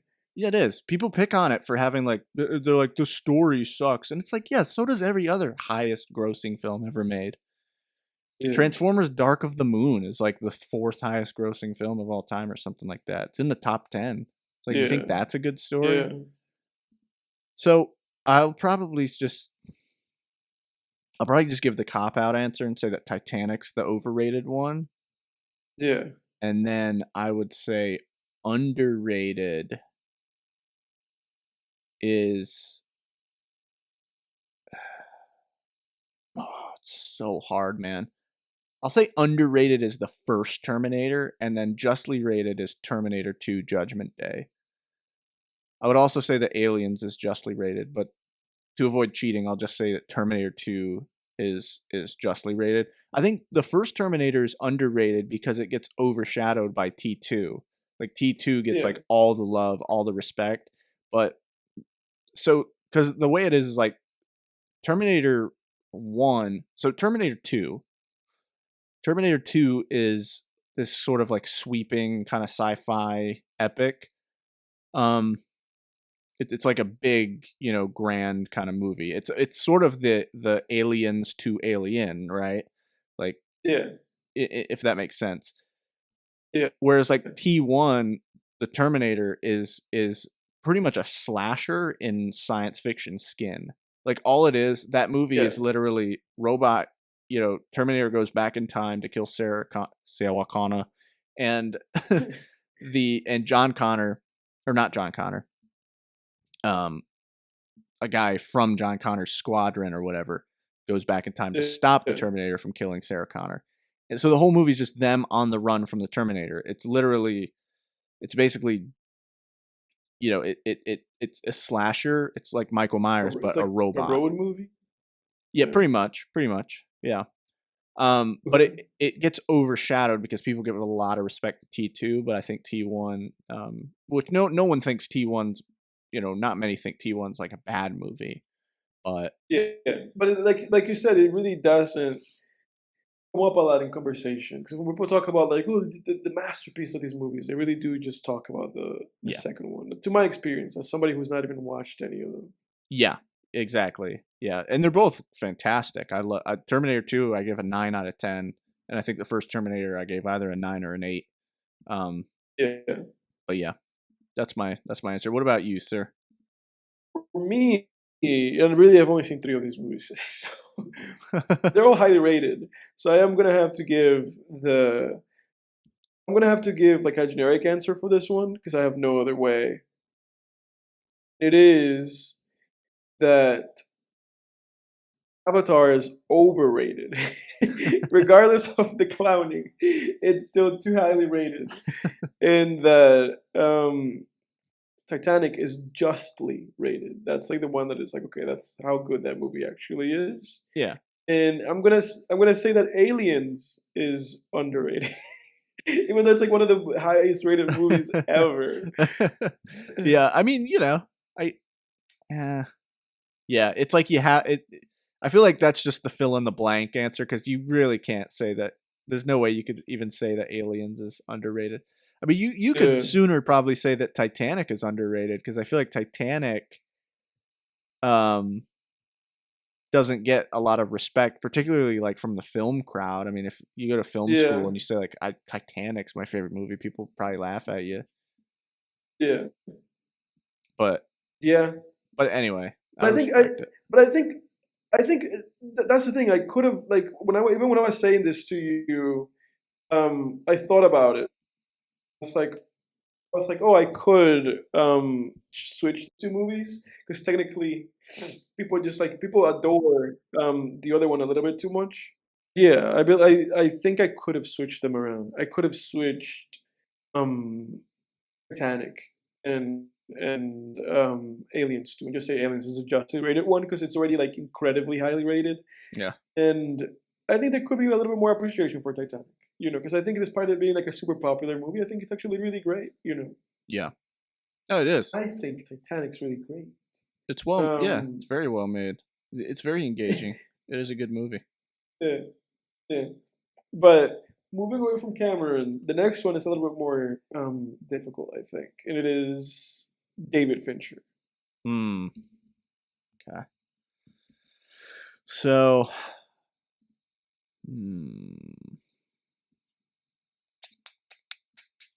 let me see. David Fincher, fantastic director. Finch. So I think. Oh, here we go. I got it. I got you, man. Overrated. Got it that quick? Yep. Okay. Underrated. Alien 3. No, I'm just kidding. That'll be a true hot take. Oh God. So okay. So overrated. I'm gonna say The Girl in the Dragon Tattoo. Okay. Overrated. I don't think that. I did not think that movie was that good. Okay. I don't think it was bad. I just didn't think it was great. Okay. Justly rated, I would say The Game with Michael Douglas, because The Game has like sort of lukewarm reception and not much of a legacy, and I think it deserves that. I don't think it's anything special. I think it deserves its like sort of mid-grade, like nobody really knows the movie. Mid. Yeah. Funny enough, that's where the rapper The Game got his name, was from this movie. That movie, that's funny. Yeah.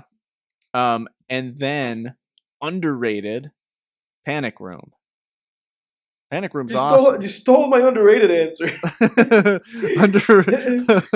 Well, Edward, you shouldn't have let me go first. You stole my underrated answer, you bastard.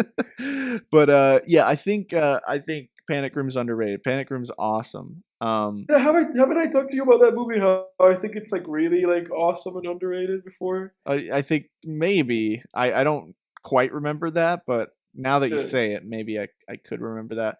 I could also say that Zodiac is pretty underrated. I mean, like Zodiac was really good, I thought, and really suspenseful and just really creepy and good, Mhm. and really well made. Mhm. So, but yeah. Anyway, how about you, sir? Okay. For me, you and I have the same answer because there's no other movie in his filmography that I actually think is like underrated like that. Yeah. So it's Panic Room. You know, I love that movie. I think I have it like at an 8 out of 10. I think it's like really just great, solid. You know. Yeah. And I feel great every time I see it. And for me, so that was underrated. Justly rated, I'm going to say that it is The Girl with the Dragon Tattoo. So some disagreement there. To mess with you because I actually do like that movie. I think I have that movie at a 7 or an 8. I think it's pretty good. It's like one of his more. Uh, it's like one of his more. It's like one of his less talked about movies because we don't really mention that movie too much, and the people who do like it, and I agree with those people. I think it's actually pretty good. Yeah. It's not for everybody, and it's like really long and really slow, but I think it's actually good. It's really graphic too. Really graphic, yes, and unpleasant. For overrated, I am going to go with The Curious Case of Benjamin Button. You think it's overrated? Does that I movie think it's have good overrated. reviews? It has 70% Rotten Tomatoes, a 7.8 on IMDb. It was nominated for Oscars in 2008. And all of that being said, and despite the fact the movie has like over time acquired like a negative outlook, I think it's still overrated. I think it's worse than people think. That's the I think it's only worse.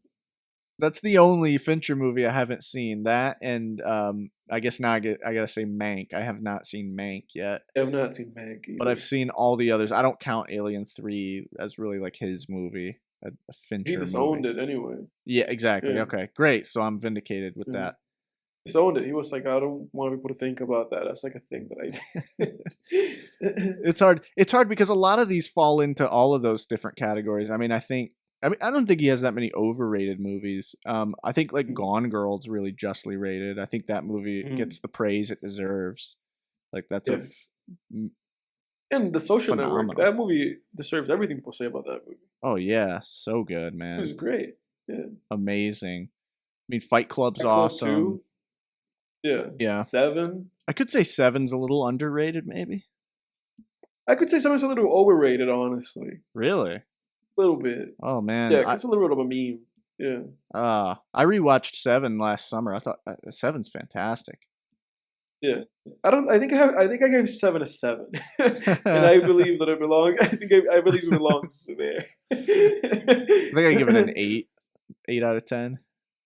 Yeah. Did you? Yeah, I Yeah. believe I might have so. given it an 8.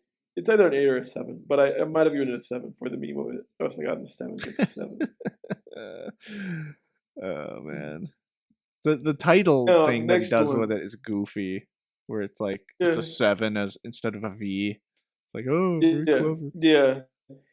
Yeah. Yeah. Good. Cool, Mr. Fincher. Yeah. Next one. George Lucas. Okay. He returns Yeah, he from returns. last week. I still have in my search history here George Lucas animated movie. The Return of the Jedi. Yeah, Return of the George. Return of George. So this is Skywalker. so okay. So I will say that this is probably pretty easy. Oh, by the way, one thing I wanted to say about the movie Seven as well is that the first season of True Detective, I think, takes a lot from Seven, at least with McConaughey's character in respect to Morgan Freeman's character.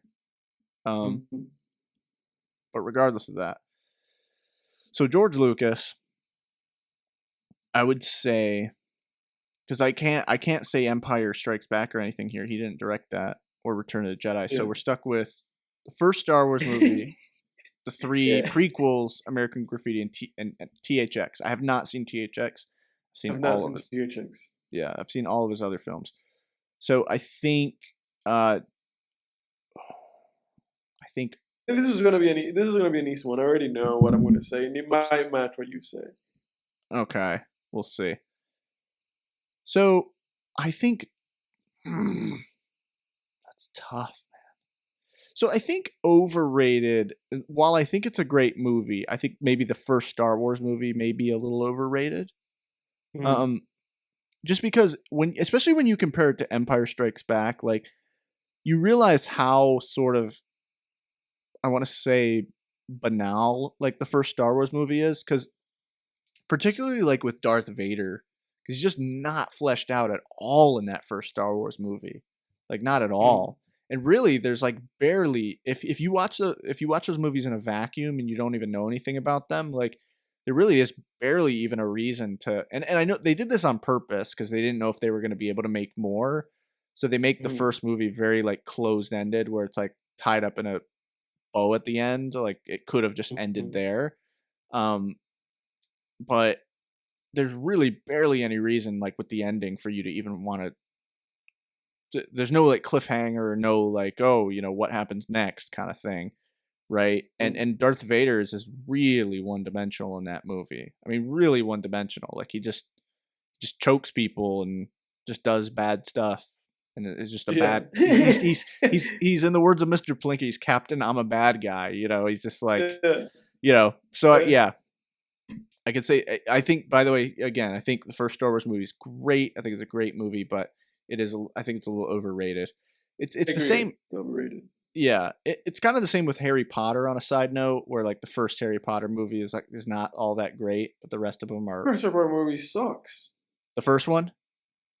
Yeah. It's not that good. Columbus one sucks. Yeah, it didn't age well at all. No, it aged terribly. But then the rest of them are great. In my opinion.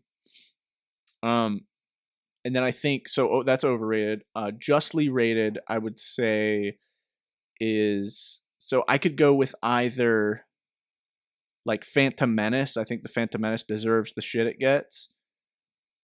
Or I could say that American Graffiti is justly rated. It deserves the sort of like praise that it gets or whatever. That's where that's where I'm at with that movie.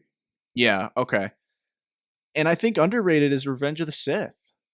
Like, Revenge of the Sith, there's a lot of, I think it is a very flawed movie, but there's a lot of good in that movie that I, I'll keep coming back to over the years. I mean, it wasn't a movie made in vain. I'll say that. Like it was. There was. So that's the one that has like the whole like do it.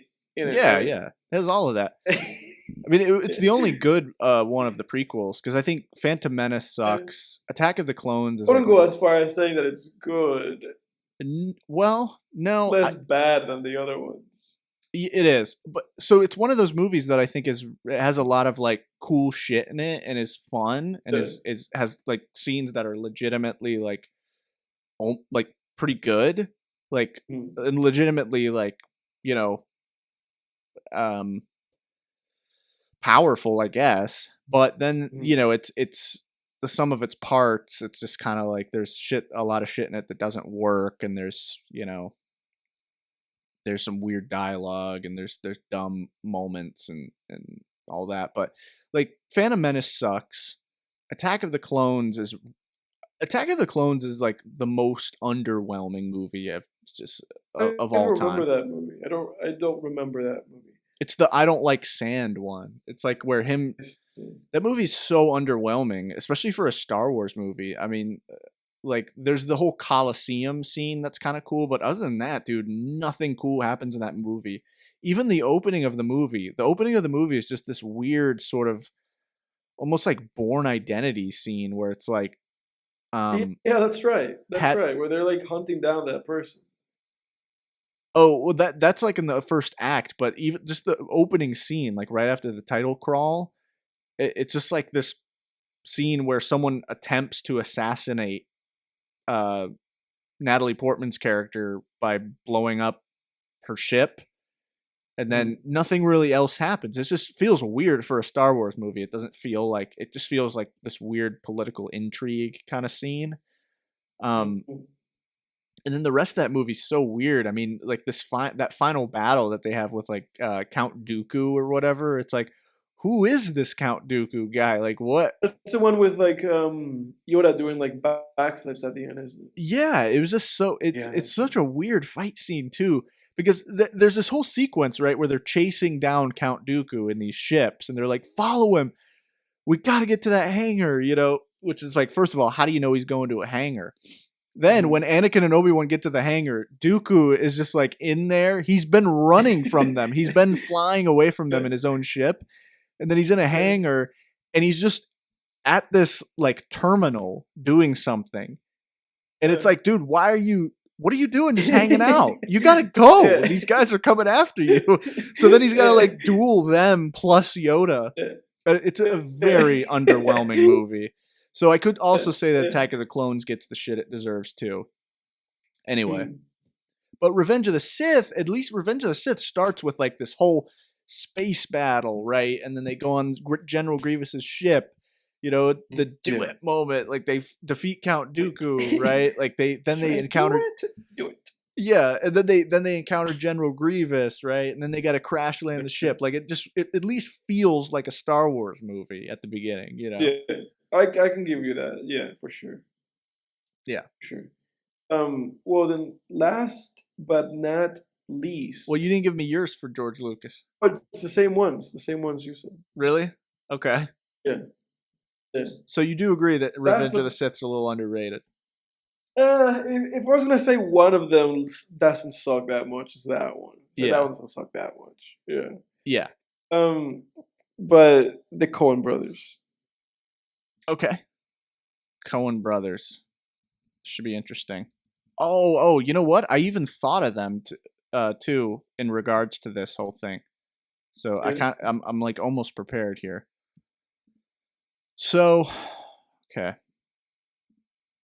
For Coen brothers, I would say justly rated. Justly rated is. I think I know your answers too. Oh, do you? I would say justly rated is probably No Country for Old Men. I knew that you were going to say that. Or Big Lebowski. I think Big Lebowski deserves the love it gets as well. Yeah. I would say overrated is probably between either Raising Arizona or A Serious Man. I knew you were going to bring A Serious Man into this. Yeah, I think those are both shit movies. I think Raising Arizona was shit, and I thought A Serious Man was complete shit. Yeah. So maybe there for A Serious Man. Yeah, I would say A Serious Man is the most overrated if I had to pick one. I honestly, man, I think Fargo is a little overrated. It's not bad by any stretch of the imagination. Like it's a good movie, but I mean, I think the first season of the show Fargo is better than the movie Fargo. That's just my opinion. I didn't think it was like phenomenal or anything. So again, to recap, A Serious Man is overrated. No Country for Old Men is justly rated. Underrated, Blood Simple. I knew you were going to say that, dude. I knew your answers for this. You know me, man. Every Jake answer for this. You know. I was like, he's going to say Blood Simple for underrated. Yeah. Yeah. You can tell Edward and I have known each other for a long time. But yeah, Blood Simple's awesome, man. I rewatched that a couple years ago. It's fucking great. Yeah. It's a solid crime thriller. Yeah. How about you? Okay. For me, I am going to say that underrated is Inside Llewyn Davis. Yeah, I give it. Actually, no, forget that. Underrated is Burn After Reading. Yep. That's another one. I messed up there. Yeah. Didn't we? We Burn After watched Reading is both of underrated those 'cause during quarantine, didn't we? yeah, because nobody talks about Burn After Reading, and it has like a 70% Rotten Tomatoes, 63% Metacritic, 7 out of 10 in IMDb. It has just like kind of like this like like mixed to positive reviews, and I don't agree with that. I think it's actually like a great movie. Yeah. So for me, underrated Coens, Burn After Reading. Justly rated Coens, I'm going to say Inside Llewyn Davis. Because it does have like really positive reviews, and I agree with all of them. I think it has like a 98%, 92 Rotten Tomatoes, 7.4 IMDb. I do think this movie's like a little bit underrated because I think it's one of their better movies. Um, I do think it's like up there with No Country for Old Men and The Big Lebowski. Like I think it's one of those. I think it's like a masterpiece of a movie, honestly. Yeah. So that's my justly rated because I can't say it's underrated. Underrated Burn After Reading. Overrated, I am going to say it is Oh Brother, Where Art Thou? I could see that. Yeah. I've seen the movie a couple times, and each time to me is just like a good movie and nothing like above that. Yeah. And people like idolize that movie. Like people idolize that movie. Yeah. I've never found why. I've seen the movie, literally I've seen it a few times, and every time I'm just like, this is just fine, Yeah. This is just a nice little time with George Clooney and these guys, adapting that Homer opus or whatever. Yeah. Uh, Over the Radar is a little bit underrated, overrated in my opinion. It's a little bit too much praise, like just too much praise. Not even a little bit. That movie gets too much praise. That movie's not that good. The movie's literally just fine. The movie's shit. Like you were gradually. No, I'm just kidding. You were like I gradually like you kept going. You kept knocking it down like more pegs. Yeah, I noticed that too. I was like, I really like keep like going up on this, but no, that movie's just fine. Not that good. All right. Yeah, that's it. That's it. And so that was your overrated. Your underrated was Burn After Reading. What was your justly rated again? Inside Llewyn Davis. That's right. But if I could put two underrated, I would put that there because I actually think it deserves more praise than it does. Yeah. And if I were to switch that around somehow, I would just put No Country for Old Men in the justly rated one because it is one of the greatest movies ever. I agree with that. Yeah. Yeah, definitely. Yeah. That's it for this segment, sir. All right. Well, hey, that was another good round of those. It's getting a little late, so why don't we let's skip movie news. Fuckers want to. Can I go to a recap? Yeah, if you fuckers want to know what's going on in the movie world, just look it up your damn self.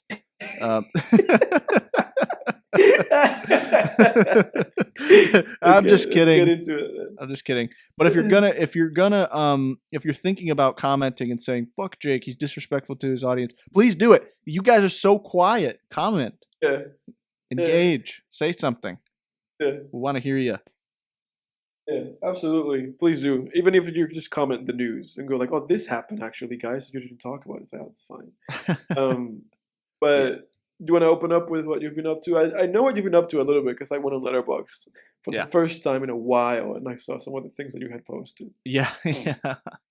So, okay, great. So, yeah. Okay, so movie-wise, this past, it's been 1 week. Yeah, this past week, I rewatched Reservoir Dogs, which was a fun time. I was kind of just going through Netflix, seeing what was up there. Again, it was one of those moments where I was like, all right, it's like, I had like a week, a couple weeks off work because I started a new job recently. But, so I was up late. It's like 10 or 11, and I'm like, all right, what do I watch? And I'm like, all right, I'm going to fall asleep if I don't just make a fucking decision. So let's just see what Netflix gives me. Reservoir Dogs. I mean, come on, we all love it. Reservoir Dogs is awesome, man. Especially the Mr. Blonde character, which I regretted not mentioning him. I forgot about him last week. Underrated villains? Yeah, when we were talking about underrated villains, he's a very underrated villain. I almost wonder if the Lalo character was a little bit, in Better Call Saul, was a little bit inspired by Mr. Blonde. kind of there's definitely some Be a good question similarities. to ask Mr. Gilligan. Yeah, yeah, exactly. Yeah, He because I has like an know. ask me anything on Reddit or something. Yeah, because I know Tony Dalton, the guy who plays Lalo in Better Call Saul, he said he based his performance on Samuel L. Jackson in Pulp Fiction, Mm-hmm. as well. He said that, and then also some of Jack Nicholson's more villainous roles. He said he took Mm-hmm. for that role. Mm-hmm. But anyway, yeah, Reservoir Dogs, awesome, man. I love that movie. It's so much fun. I watched at your request, or your recommendation rather. I watched The Prestige for the first time. Yeah, The Prestige. I saw that. Yeah, I thought that was great, man. I mean, man, Yeah, that was a good movie. yeah, it is. It took me a little while, and this is besides the Dark Knight movies. I can kind of tends to happen with Christopher Nolan, whereas movies it kind of takes you. The first act is usually sort of a drag for me with Christopher Nolan movies, where he's just giving you Mm, so much information, and it's like a mm, montage. He's kind of a similar director to Terrence Malick in that regard, where their movies sort of feel montage like at times, where like the whole movie is intercutting and sort of this yeah, montage. he goes bananas Stylistic. with that a little bit. What'd you Yeah. say? He goes bananas with that a little bit for sure. He really does. It's like the whole movie just feels it's just intercutting between all the stuff, right? But The Prestige was great, man. I really enjoyed The Prestige. I thought there was some Yeah, really solid character work with both characters. Um, but yeah, that whole story of just obsession, um, yes. very good, man. And then I watched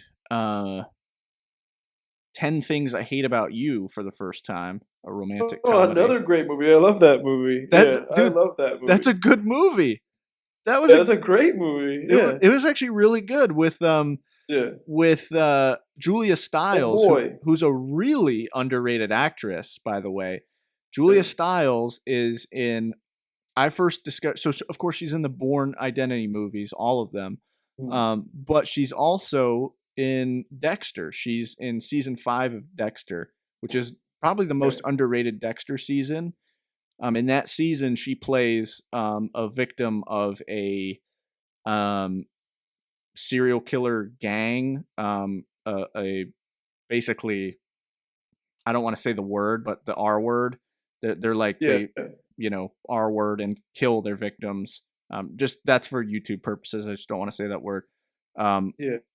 but just for the algorithm. But she plays basically a victim who escapes at the same time that Dexter is put onto their trail, and Dexter sort of, he kills basically it's in the beginning of the season. He kills like one member of the gang before he realizes it's Yeah. like part of the gang. And Yeah. then he finds her like in the dude's basement, and she and Dexter basically team up. There's kind of a whole like one episode where there's sort of this Beauty and the Beast arc where like Dexter is trying to figure out, he's like, well, there's like a witness to me killing this guy. What do I do? Um, but they eventually team up and track down and just one by one kill off the rest of this serial killer gang, which is Yeah. great season. But she's awesome in that season. And she's Yeah. great in this movie. She's great in 10 Things I Hate About You. She's a really underrated actress. Yeah. Yeah. And then Heath Ledger, of course, was awesome. Rest in peace. Yeah. Uh, Yeah. Oh no, he's awesome. That's like such a great role for him. yeah, no, it was. And Joseph Gordon-Levitt, too. He did a great job in Yeah. this movie. Yeah, that's right. That's right. But yeah, that was a great little teen rom-com. It was so much Yeah. fun, man. No, it's one of the great ones for sure. Yeah. Yeah, I Yeah. love that movie. Yeah, definitely. I'm glad you agree.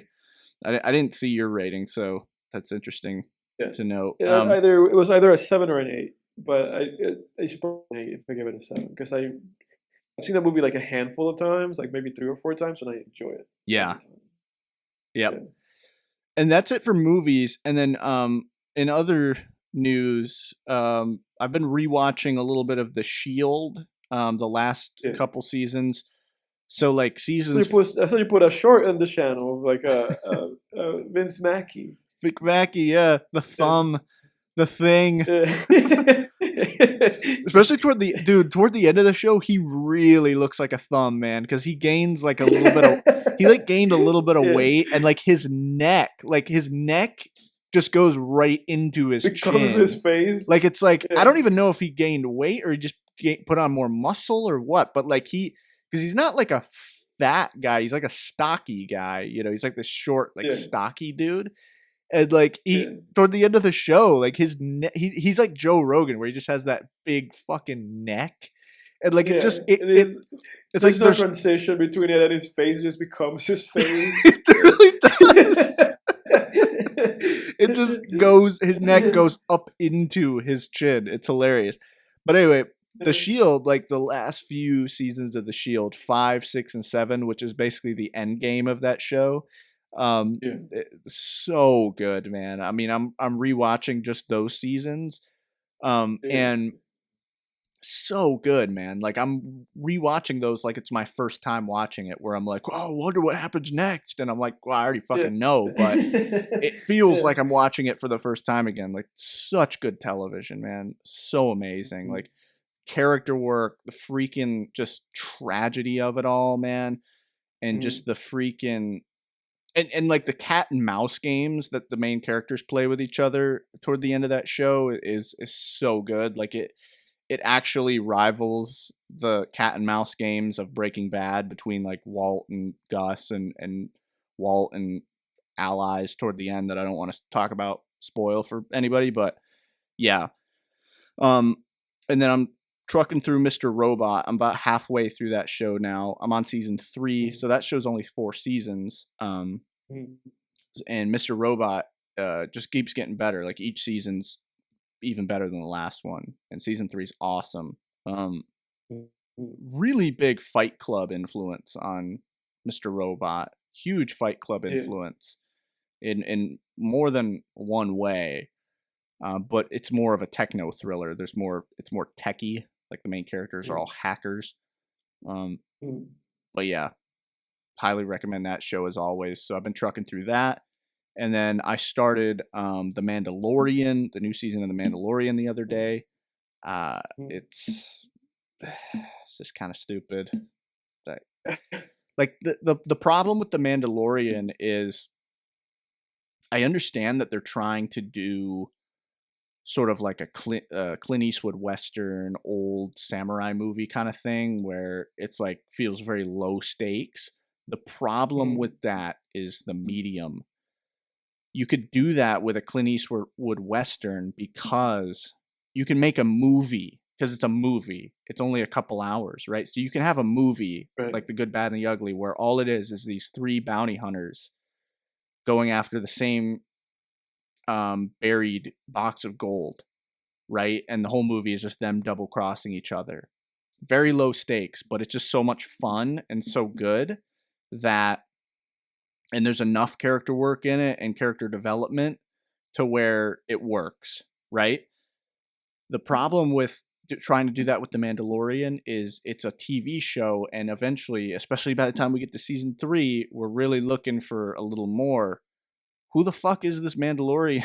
Like, what's he about? You know, what's his past? Like, does he have a wife? Has he ever had sex with anybody? Like, does he have any friends? What's going on? Well, what's going on? Like, they don't get into any character work. The plot of season 3 is essentially Mandalorian has been dishonored and kicked out of his, you know, he's not considered a true Mandalorian anymore because he removed his helmet and let someone see his face. So now he's just completing like these video game missions basically in order to regain his honor. And it's like, who cares? That's so low stakes. It's like the task for the task's sake, you know? It's just like, who gives a shit? At least in the earlier seasons, it was like they had shit with Baby Yoda where it was like, okay, you know, the Empire's going after Baby Yoda, and Mando's trying to protect Baby Yoda from Gus Fring. all that is like such. All those are such silly sentences. Yeah. There was a lot of stupidity in those sentences. I realize that, especially if you haven't watched the show. But But anyway, I digress. And then music-wise, so I've been able to listen to some more music lately just because I started a new job recently. I've been working from home again. So I have music playing all day, and it's been nice. So Hey, what you got? I recently have been going through Alice in Chains' entire discography. As you Yeah. know, and others may know from other episodes, I'm a big fan of. I mean, you know, I'm like Edward. I'm not the internet's busiest music nerd, but Not Anthony Fantano. no, but I am a music nerd. I'm a music aficionado.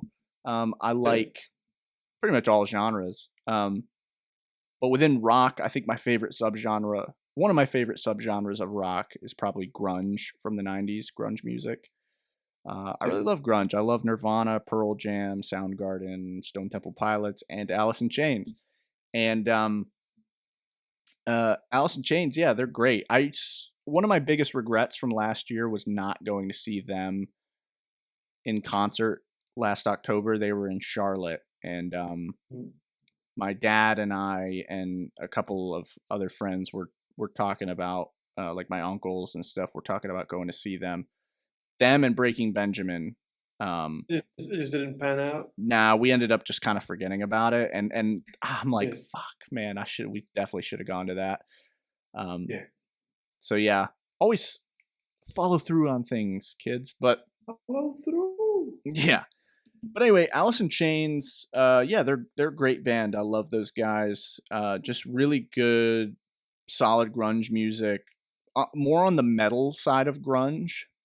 So like they were probably the darkest band of the grunge bands to come out in the 90s, right? So you had like, I feel like Stone Temple Pilots and Pearl Jam were like more on the poppy side of grunge, where they were not quite as dark, they still dumped their day on you for sure, but and then Nirvana and Soundgarden were a little edgier, and then Alice in Chains were like they're so edgy that if you touch them, you'll cut yourself. Like they were the edgiest grunge band to come out. But yeah, like so I've listened to half their discography now. And I've heard songs from all their albums, but I'm just going through them all top to bottom. So like I listened to their first album, Facelift, which I actually don't particularly like that one too much. Dirt, their second album, and that's listed as their quote unquote essential album on Apple Music. That's a great album. I actually don't think their self-titled album, Alice in Chains, is all that great. Like there's good songs on all of these albums that I'm naming off, but as a whole, my main problem with their self-titled album is so they do this thing where there were two singers, and actually sadly one of them passed away, but there were two singers on their first three albums, plus a couple EPs that they did, and they did like this harmonization thing with their voice that was kind of cool. But they really overdo it on Alice in Chains, the album Alice in Chains, to the point where it gets really annoying to listen to for me after a while, where they went too hard into that. And then their EP, Jar of Flies, I actually really enjoy that EP. That might be one of my favorite projects by them overall. The song Nutshell, obviously, is like a fantastic song. It's like one of their most famous songs, pretty much. And then and as far as albums go, they have 6 albums total. So I've listened to the first half, which is sort of like the grunge era. It's halved like really nicely, because those first 3 are from the 90s and they're from sort of the grunge era. And then after their singer died, they took like a long hiatus, or one of the 2 singers. But then they came back in 2009 with an album called Black Gives Way to Blue. And since then, they've done that and 2 other albums. And those are more like metal, hard rock, it like borders on hard rock and metal, kind of like sludge metal. And those are solid. So I'm excited to listen to those all the way through. Yeah. And then I Very nice. would love to be sitting here saying that I've listened to the new Chief Keef album, but he pushed it back again. He's pushed it back like 4 times now. Yeah, I He's saw pushed it back that. to June now. Yeah, So we're gonna have to wait a little longer on Almighty So 2, yeah, yeah. unfortunately. Mm. What about you, sir? Well, I have continued my journey through the F's of things. From Father John Misty, now I am at FKA Twigs, who is kind of like a PC music, uh, R&B, classical, experimental artist, and I've like known about her for a long time now. And I just re-listened to her discography. I listened to the last EP that she released before she started just releasing albums. And then I listened to the albums, which she only has three of. I listened to the first one, which is called LP1, that one. I Okay. listened to the second album, which is called Magdalene, this one.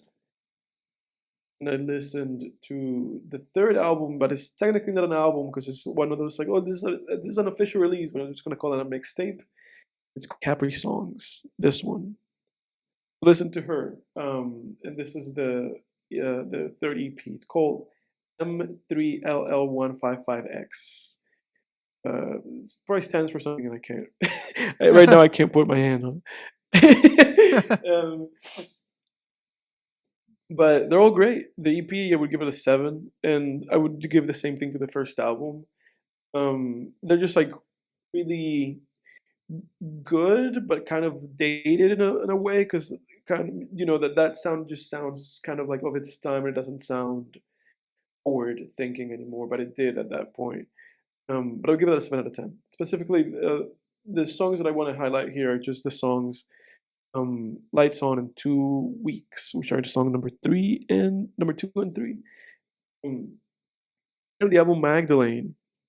I think it's like her best album, like by far, because in every sense it's like improved, like the R&B elements, the electronic music elements, and the classical music, like kind of avant-garde stuff in this album, like everything just works and it hits, Yeah. and it feels like very of itself. It's only like 11 songs, I think. No, it's 9 songs.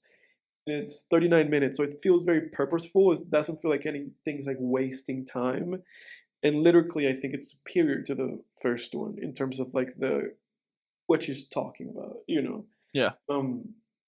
And from this one, like every song in here is like really good. But I guess let me see. The song Mary Magdalene and the song Falling Angel number 6 are all pretty good. They're also great songs. They're just 9 songs. I would give that album like an 8 or a 9, honestly. Just like really, really great. One of my favorite albums of 2019 for sure. When it came out, I listened to it at the time.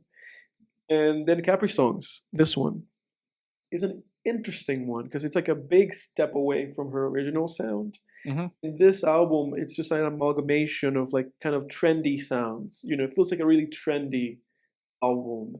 And it feels like a lot of songs are just made for like TikTok and stuff like that. It's like a lot of like 1 minute songs with just like a really like cool loopy sound. But it's like very this combination of like at some points her kind of like more classical and R&B roots pop up in some songs, but it's like not that at all. Like if you're like a fan of her class of like her old stuff, it's not there. It's for the most part like pop and um electronic, like EDM, like electronic dance music, and hip hop, and what's that thing? It's like grime. The thing from UK. It's like UK drill. Like it's like grime and drill. Drill. I know it's not from UK, but it's like grime and drill. There's like some grime and drill hip hop stuff in there. Huh. So it's like a really big step away from like her. Like if That's you a listen to huge that and you step go away. like, yeah. So if you listen to this and then you go like, I'm actually a fan of this artist, and then you listen to her old stuff, you're like, oh, I'm actually not a fan of this artist from like their old stuff. And when you say and I think that's when you say UK drill, I mean like drill, like Chief Keef drill. No, just the instrumentals. Like nobody's Oh. doing it. Nobody's like it's just like instrumentals, just like Okay. that kind of like boop, boop, boop, boop, boop, boop, boop, boop, just like I that. gotcha. Those beats they make an appearance there, but it's all really kind of like bubblegum flavored. It's not. There's nothing dangerous. There's great songs in here. Tears in the Club with The Weeknd, the song Angel, the song Honda with Pas Saliu. They're all great songs. They're like standouts for me. Um, and every single one of those songs, except for Tears in the Club with The Weeknd, every single one of like the good songs in that album has a problem, and it is that they have like spoken word like sections Mm. that are not like, oh, this is like a spoken word section of the song. No, it's like there are interludes and like skits like in there, Oh, just like, oh, these are 30 seconds of her and like a friend talking, and you know how I feel about stuff like that. It always feels to oh me yeah. like, okay, you're like, it's like just make it a separate thing from the song because you're ruining the song. So, but if It's you one of don't my mind that, biggest then pet peeves in music, especially like if you're in the yeah, car or yeah, something and you can't, yeah. you know. No, no, no. And like all the songs that I mentioned, they do that. They do that where it's like, oh, here's 30 seconds of not the song at Yeah. the beginning of the song. So there's that. It's a fair warning for that. But it's a mixtape, so it kind of feels like it makes sense with the intention, but it's still like devalues the music in the sense that you just don't get the music right away. Yeah. And for that one, I would give that one like a 6 or a 7 out of 10. So a step down, but an interesting step down because there's also good songs came out of that. Yeah. Um, that's it. It's a little preview for some of the fans of these artists. I'm going to be listening to over the next coming week to all of the albums by Fleet Foxes, and that's a folk band. So whoever loves Fleet Foxes, I'm going to listen to all of them, and I'm going to talk about it next week. Nice. Sounds So good, that's it. That's all dog. I got. Yeah.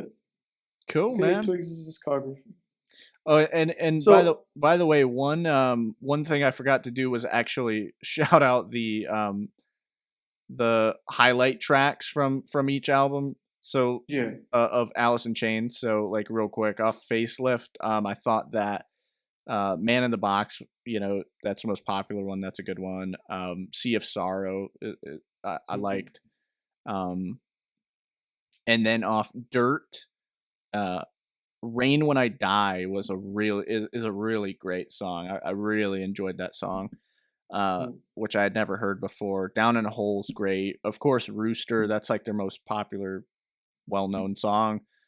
Just a solid ballad. Whereas like Rain When I Die is a very like you can almost hear like a pre Nickelback kind of sound in that song. It's mhm, not quite as like, it's more masculine, I guess, than a Nickelback song, for lack of a better term.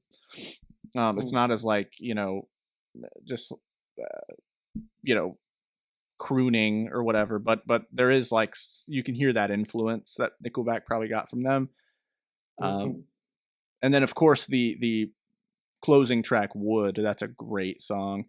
Off Alice in Chains, the self-titled album, God Am is definitely my favorite song off that album. yeah, And then Nutshell is the highlight track off the Jar of Flies EP.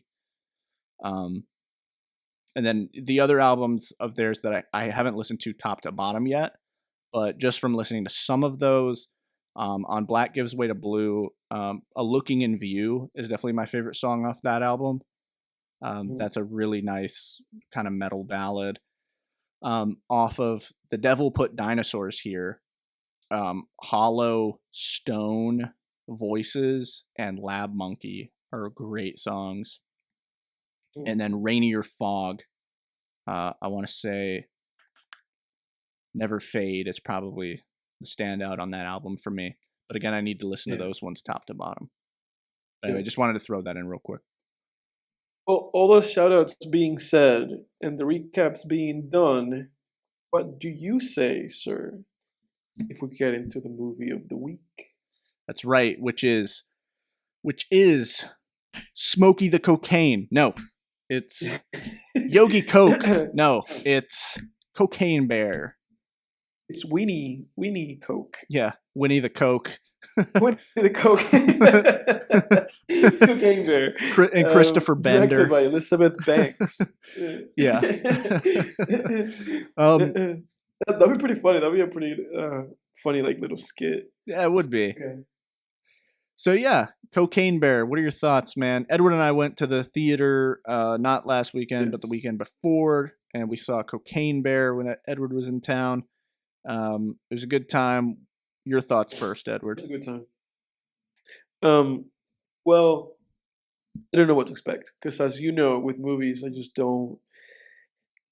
I have made it my purpose for a long time now to just not watch movie trailers. So I didn't know what to expect with that movie. I just knew the name and I was like, I had like a general idea just based off of the vibes and like little clips that I might have seen, you know, like TV ads or like YouTube ads or whatever. So I had an impression of the movie.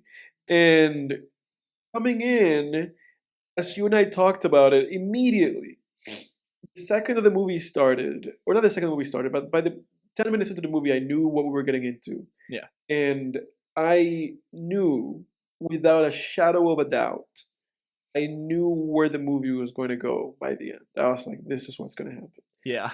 It is because, and you and I talked about this, it's one of those kids movies that is like masquerading as like an adult movie. Yeah. It's a movie that stars kids as the main characters, or like some of the main characters, because obviously the movie kind of just jumps around characters. It's one of those movies that stars kids as like principal characters, and where the main goal of the movie for but we could say it's like one of my primary characters. I mean, it's like hard to say who the fuck was the main character in that movie. Excuse my language. Um, the mom character's goal is like I have to retrieve my kids, Mm-hmm. and when all of that was set up, I was like, this is going to end the same way. I was like, this is going to end the exact same way that what's the name of that thing? Quiet Place ends. Yeah. I was like, I know where this is going. I was like, I know where this is going. So in my head, I just put it in my head. I was like, just try to enjoy the experience of everything not a quiet place going on. Yeah. And that being said, I enjoyed my favorite part of the movie was like the lady that was like the the forest ranger. Yeah, she was great. Anything that had to do with that character was fun, and anything that had to do with O'Shea Jackson, Ice Cube's son, those things were fun. Yeah. Anything to do with those characters was fun. Anything to do with the kids, pertaining the kids or pertaining plot, I hate it. Yeah.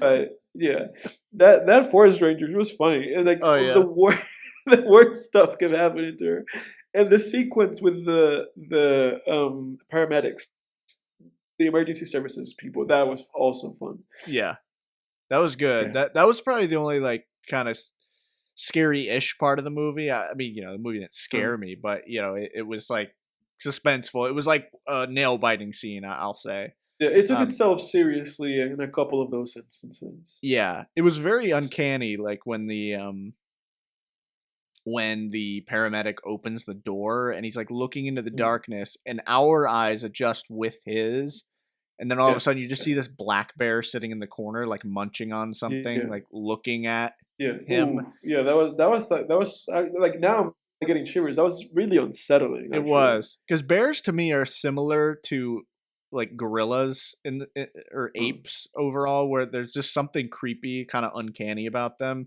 Like there's it's a person in a suit almost. Yeah.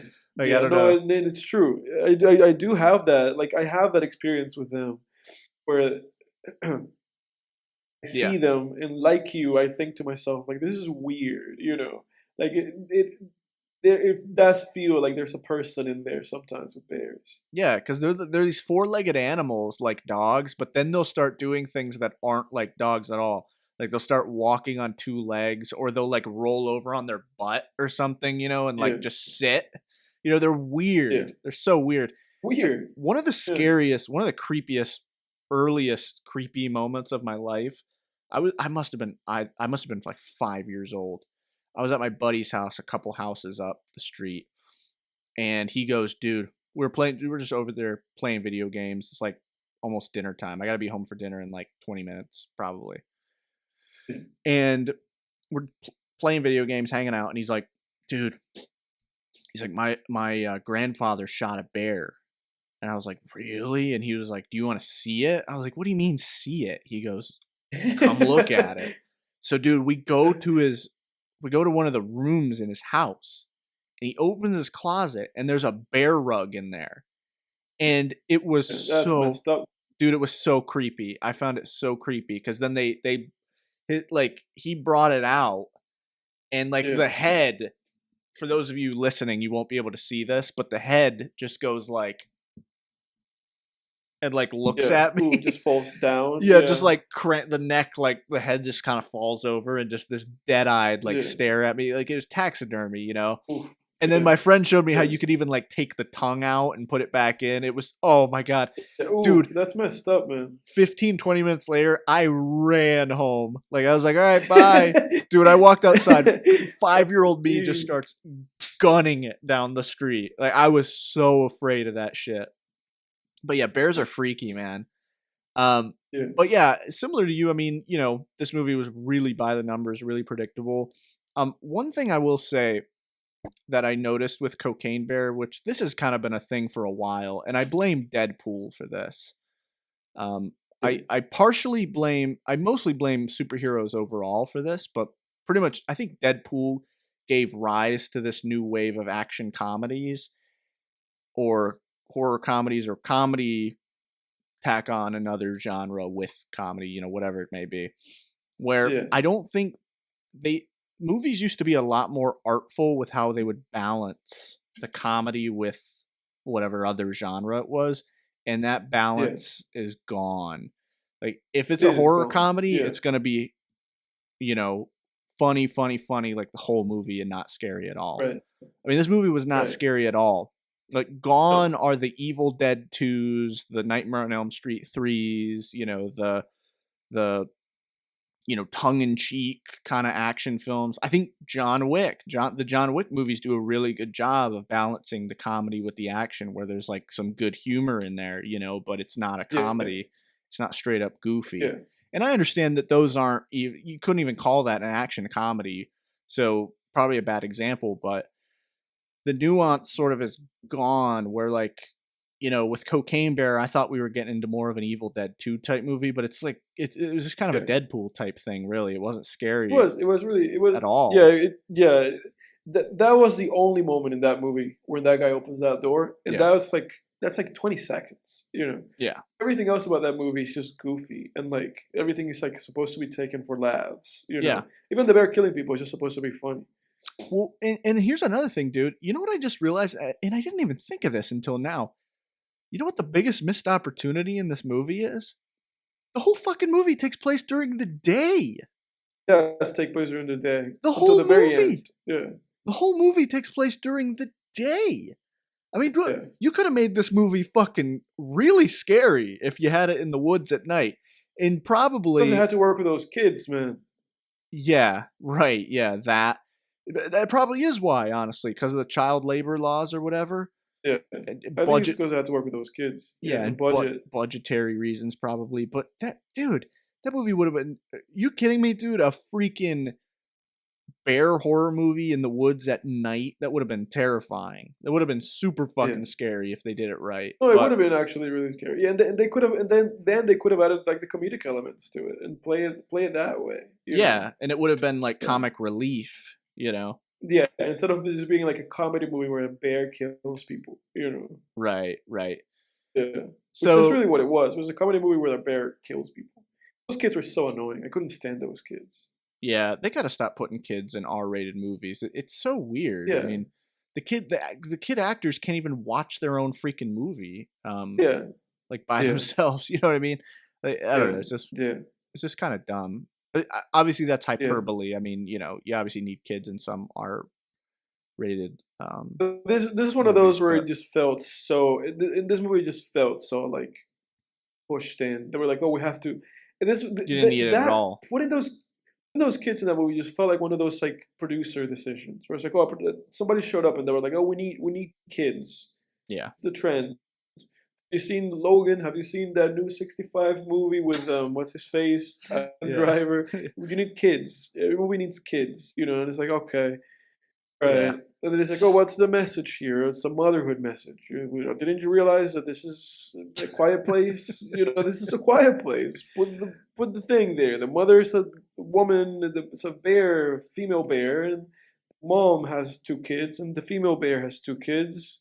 Yeah. It's that. It's that. It's Yeah. at least let the movie. If this movie's just gonna be dumb, this just let it be dumb. So just let it be like a dumb, goofy movie with a bear killing people. And those people just can't do anything about that bear, even when they have like guns and shotguns and Yeah. sniper rifles. Like they can't do anything about that bear. There's too much for them. It's like just let it be that movie. Take the kids out of it. I don't know.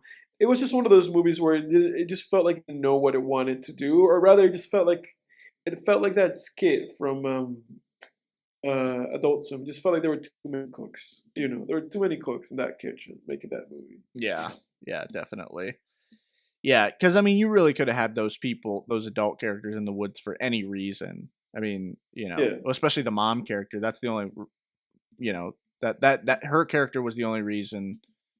The only one who the kids were the reason she was there. The rest of the people were there because of the cocaine, or they were rangers or whatever. And the movie could have been entirely that. Like I feel like the movie really could have been just Ice Cube's son and what's his face not Lando, Han Solo. It really could have just been like Han Solo and Ice Cube's kid. And the movie could have really just been like, oh, these guys have a goal of retrieving this cocaine. And the whole point of this thing is that at the end they're going to realize, like, oh, we really shouldn't have been doing this, and F. Ray Liotta. That really could have been the movie. They didn't have to have two movies going at the same time. They really could have made this movie just an hour and a half, an hour and 25 minutes. An hour and a half with the credits. And just go for that. Just literally just shoot for that. And then have like side shenanigans with like the forest ranger. If you just need to fill up time. Yeah. But don't add the kids, that just made it, those kids made everything worse. This is not a good movie anyway. Like even if you take the kids out and you do that and you play it straight, it's better, but it's not good. Yeah. But with the kids, it just made this like, to me, just made this like quite a mediocre like movie. Yeah. No, I agree with that, and I think so. I actually liked, one of my favorite aspects of the movie was the whole thing of multiple different subplots going on and all the characters kind of converge later. I kind of liked that aspect of it. But like the way I would have done this movie is like maybe the mom character, maybe she's a mom, maybe she isn't. Yeah, have her be a mom. Why not? She's got to get back to her kids, raises the stakes, right? She's hiking with her boyfriend, with this new guy she met, or maybe a longtime boyfriend, or maybe he just proposed to her or something.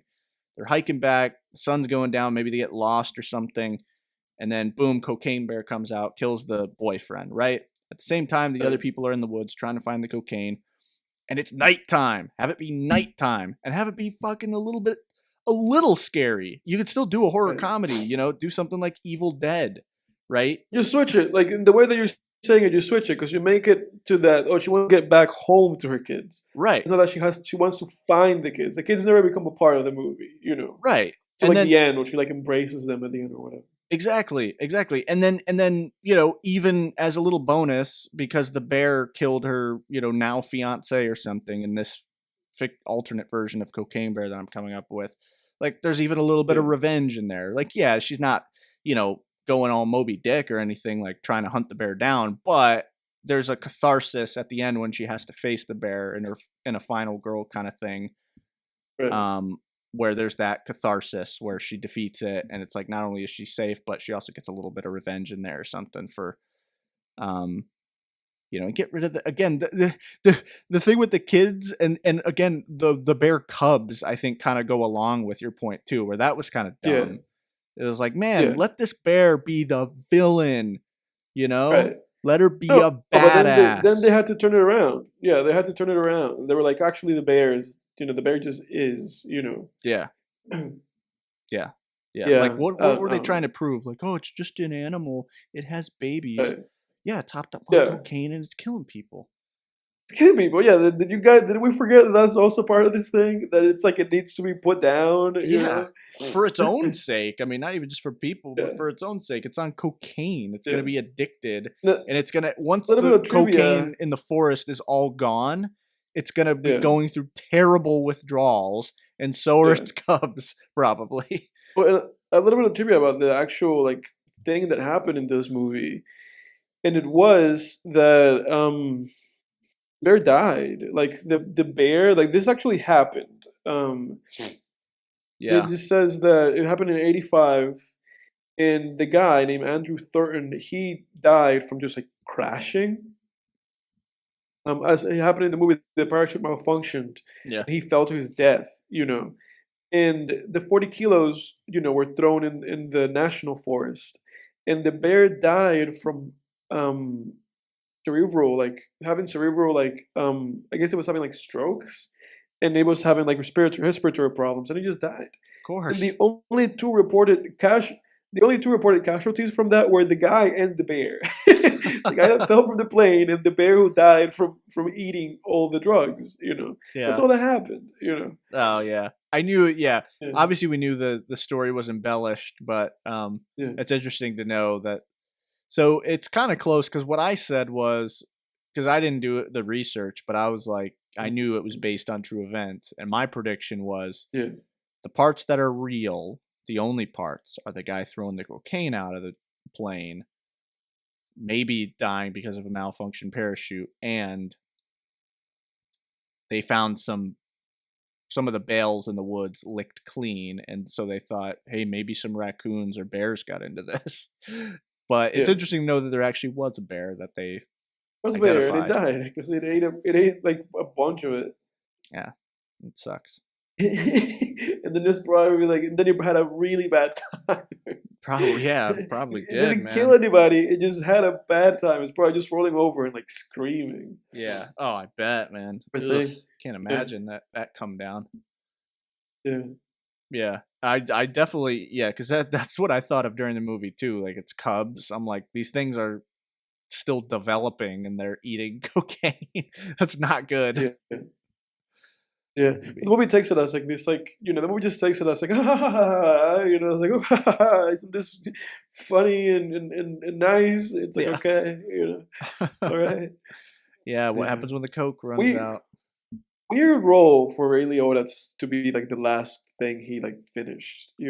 Yeah, definitely. Weird. But at least it's nice seeing him in something It in was. the end. It was. He did a good job too. It was nice. Yeah, yeah. Uh, What's your rating what of would this you? film, Yeah, I Edward? was going to ask you that. What would you give this? I mean, you already know what I gave this. I already rated it on Letterboxd. Give it a 5 out of 10. Okay. I give it a 6. I think the Yeah, entertainment value was there, and I love a good creature feature. And this wasn't a bad creature feature. I think it was yeah, mediocre, and it yeah, is tempting for me to bring down the score just because of like the potential that I saw that I think was wasted. But yeah. it's not. That's really why I did, and because I just did. I hated anything that had to do with like the kids and the mom and the Cubs. Like I was like, okay, whatever, man. Yeah, yeah. So yeah, for me, I love a good creature Such feature. like cliche, like such like a weird like silly like thing. Like it really just feels like so like marketed, like such like a suit like decision. It's like, oh, you have to do that. It's like, okay, I guess we have to, Yeah. you know. And you could pretty much blame Yeah, Spielberg and Lucas. They made it big to like put little kids in movies. yeah, Um, mm, but yeah, hey, listen, I love a good creature feature. Which fun bit of trivia I told you when we walked out of the movie, but mm. our listeners, do you guys know what the difference is between a creature feature and a monster movie? Monster movie. Lightness. Yeah. So a monster movie, I didn't know this for a long time, and then I found it out from I think Wikipedia or something. A monster movie is a fictional monster, so like Dracula, the Mummy, werewolves, demons, whatever. Mm. A creature feature is like an animal gone rogue. So like think Jaws, Crawl, you know, um, Blackwater, The Meg, Grizzly. Cocaine Bear. Anyway. Yeah. Yeah. What is your pick for next week, sir? Well, my pick for next week is going to blow you away because we mentioned it before, and it's now in streaming services for I think like $4 on Prime, and it is a horror movie that's been making the waves, has a lot of mixed reception, and I'm wondering how you and I are going to receive it because it's Skinamarink. I knew it. Okay. That's good, man. That's good. So we'll keep it coming with the more current prepared. movies for now. Yeah, let's get prepared to be scared, man, because it's people who love it saying it was terrifying. People who hate it was saying that it was watching paint dry. So I guess we'll see what Jake and I think about it. Yep, I'm ready to shit my pants. I don't know about you. Ready for something, man, because that's been like the movie this year. That's been like the Hereditary this year so far. Anyway, Yeah. we're early into the year still for horror movies, but let's see, man. Let's see what happens. Before that, like by the time that we come back for the podcast to talk about Skinamarink, I will also watch the short for it. Oh yeah, heck yeah. That I scared. I will watch. Yeah, that scared the shit out of me. Oh, watch it. So we'll get to talk about that, and we'll get to talk about the movie and what the movie did right or wrong and what happened. Next time on Film Tangents, everybody. Everybody, Thanks for joining us. Are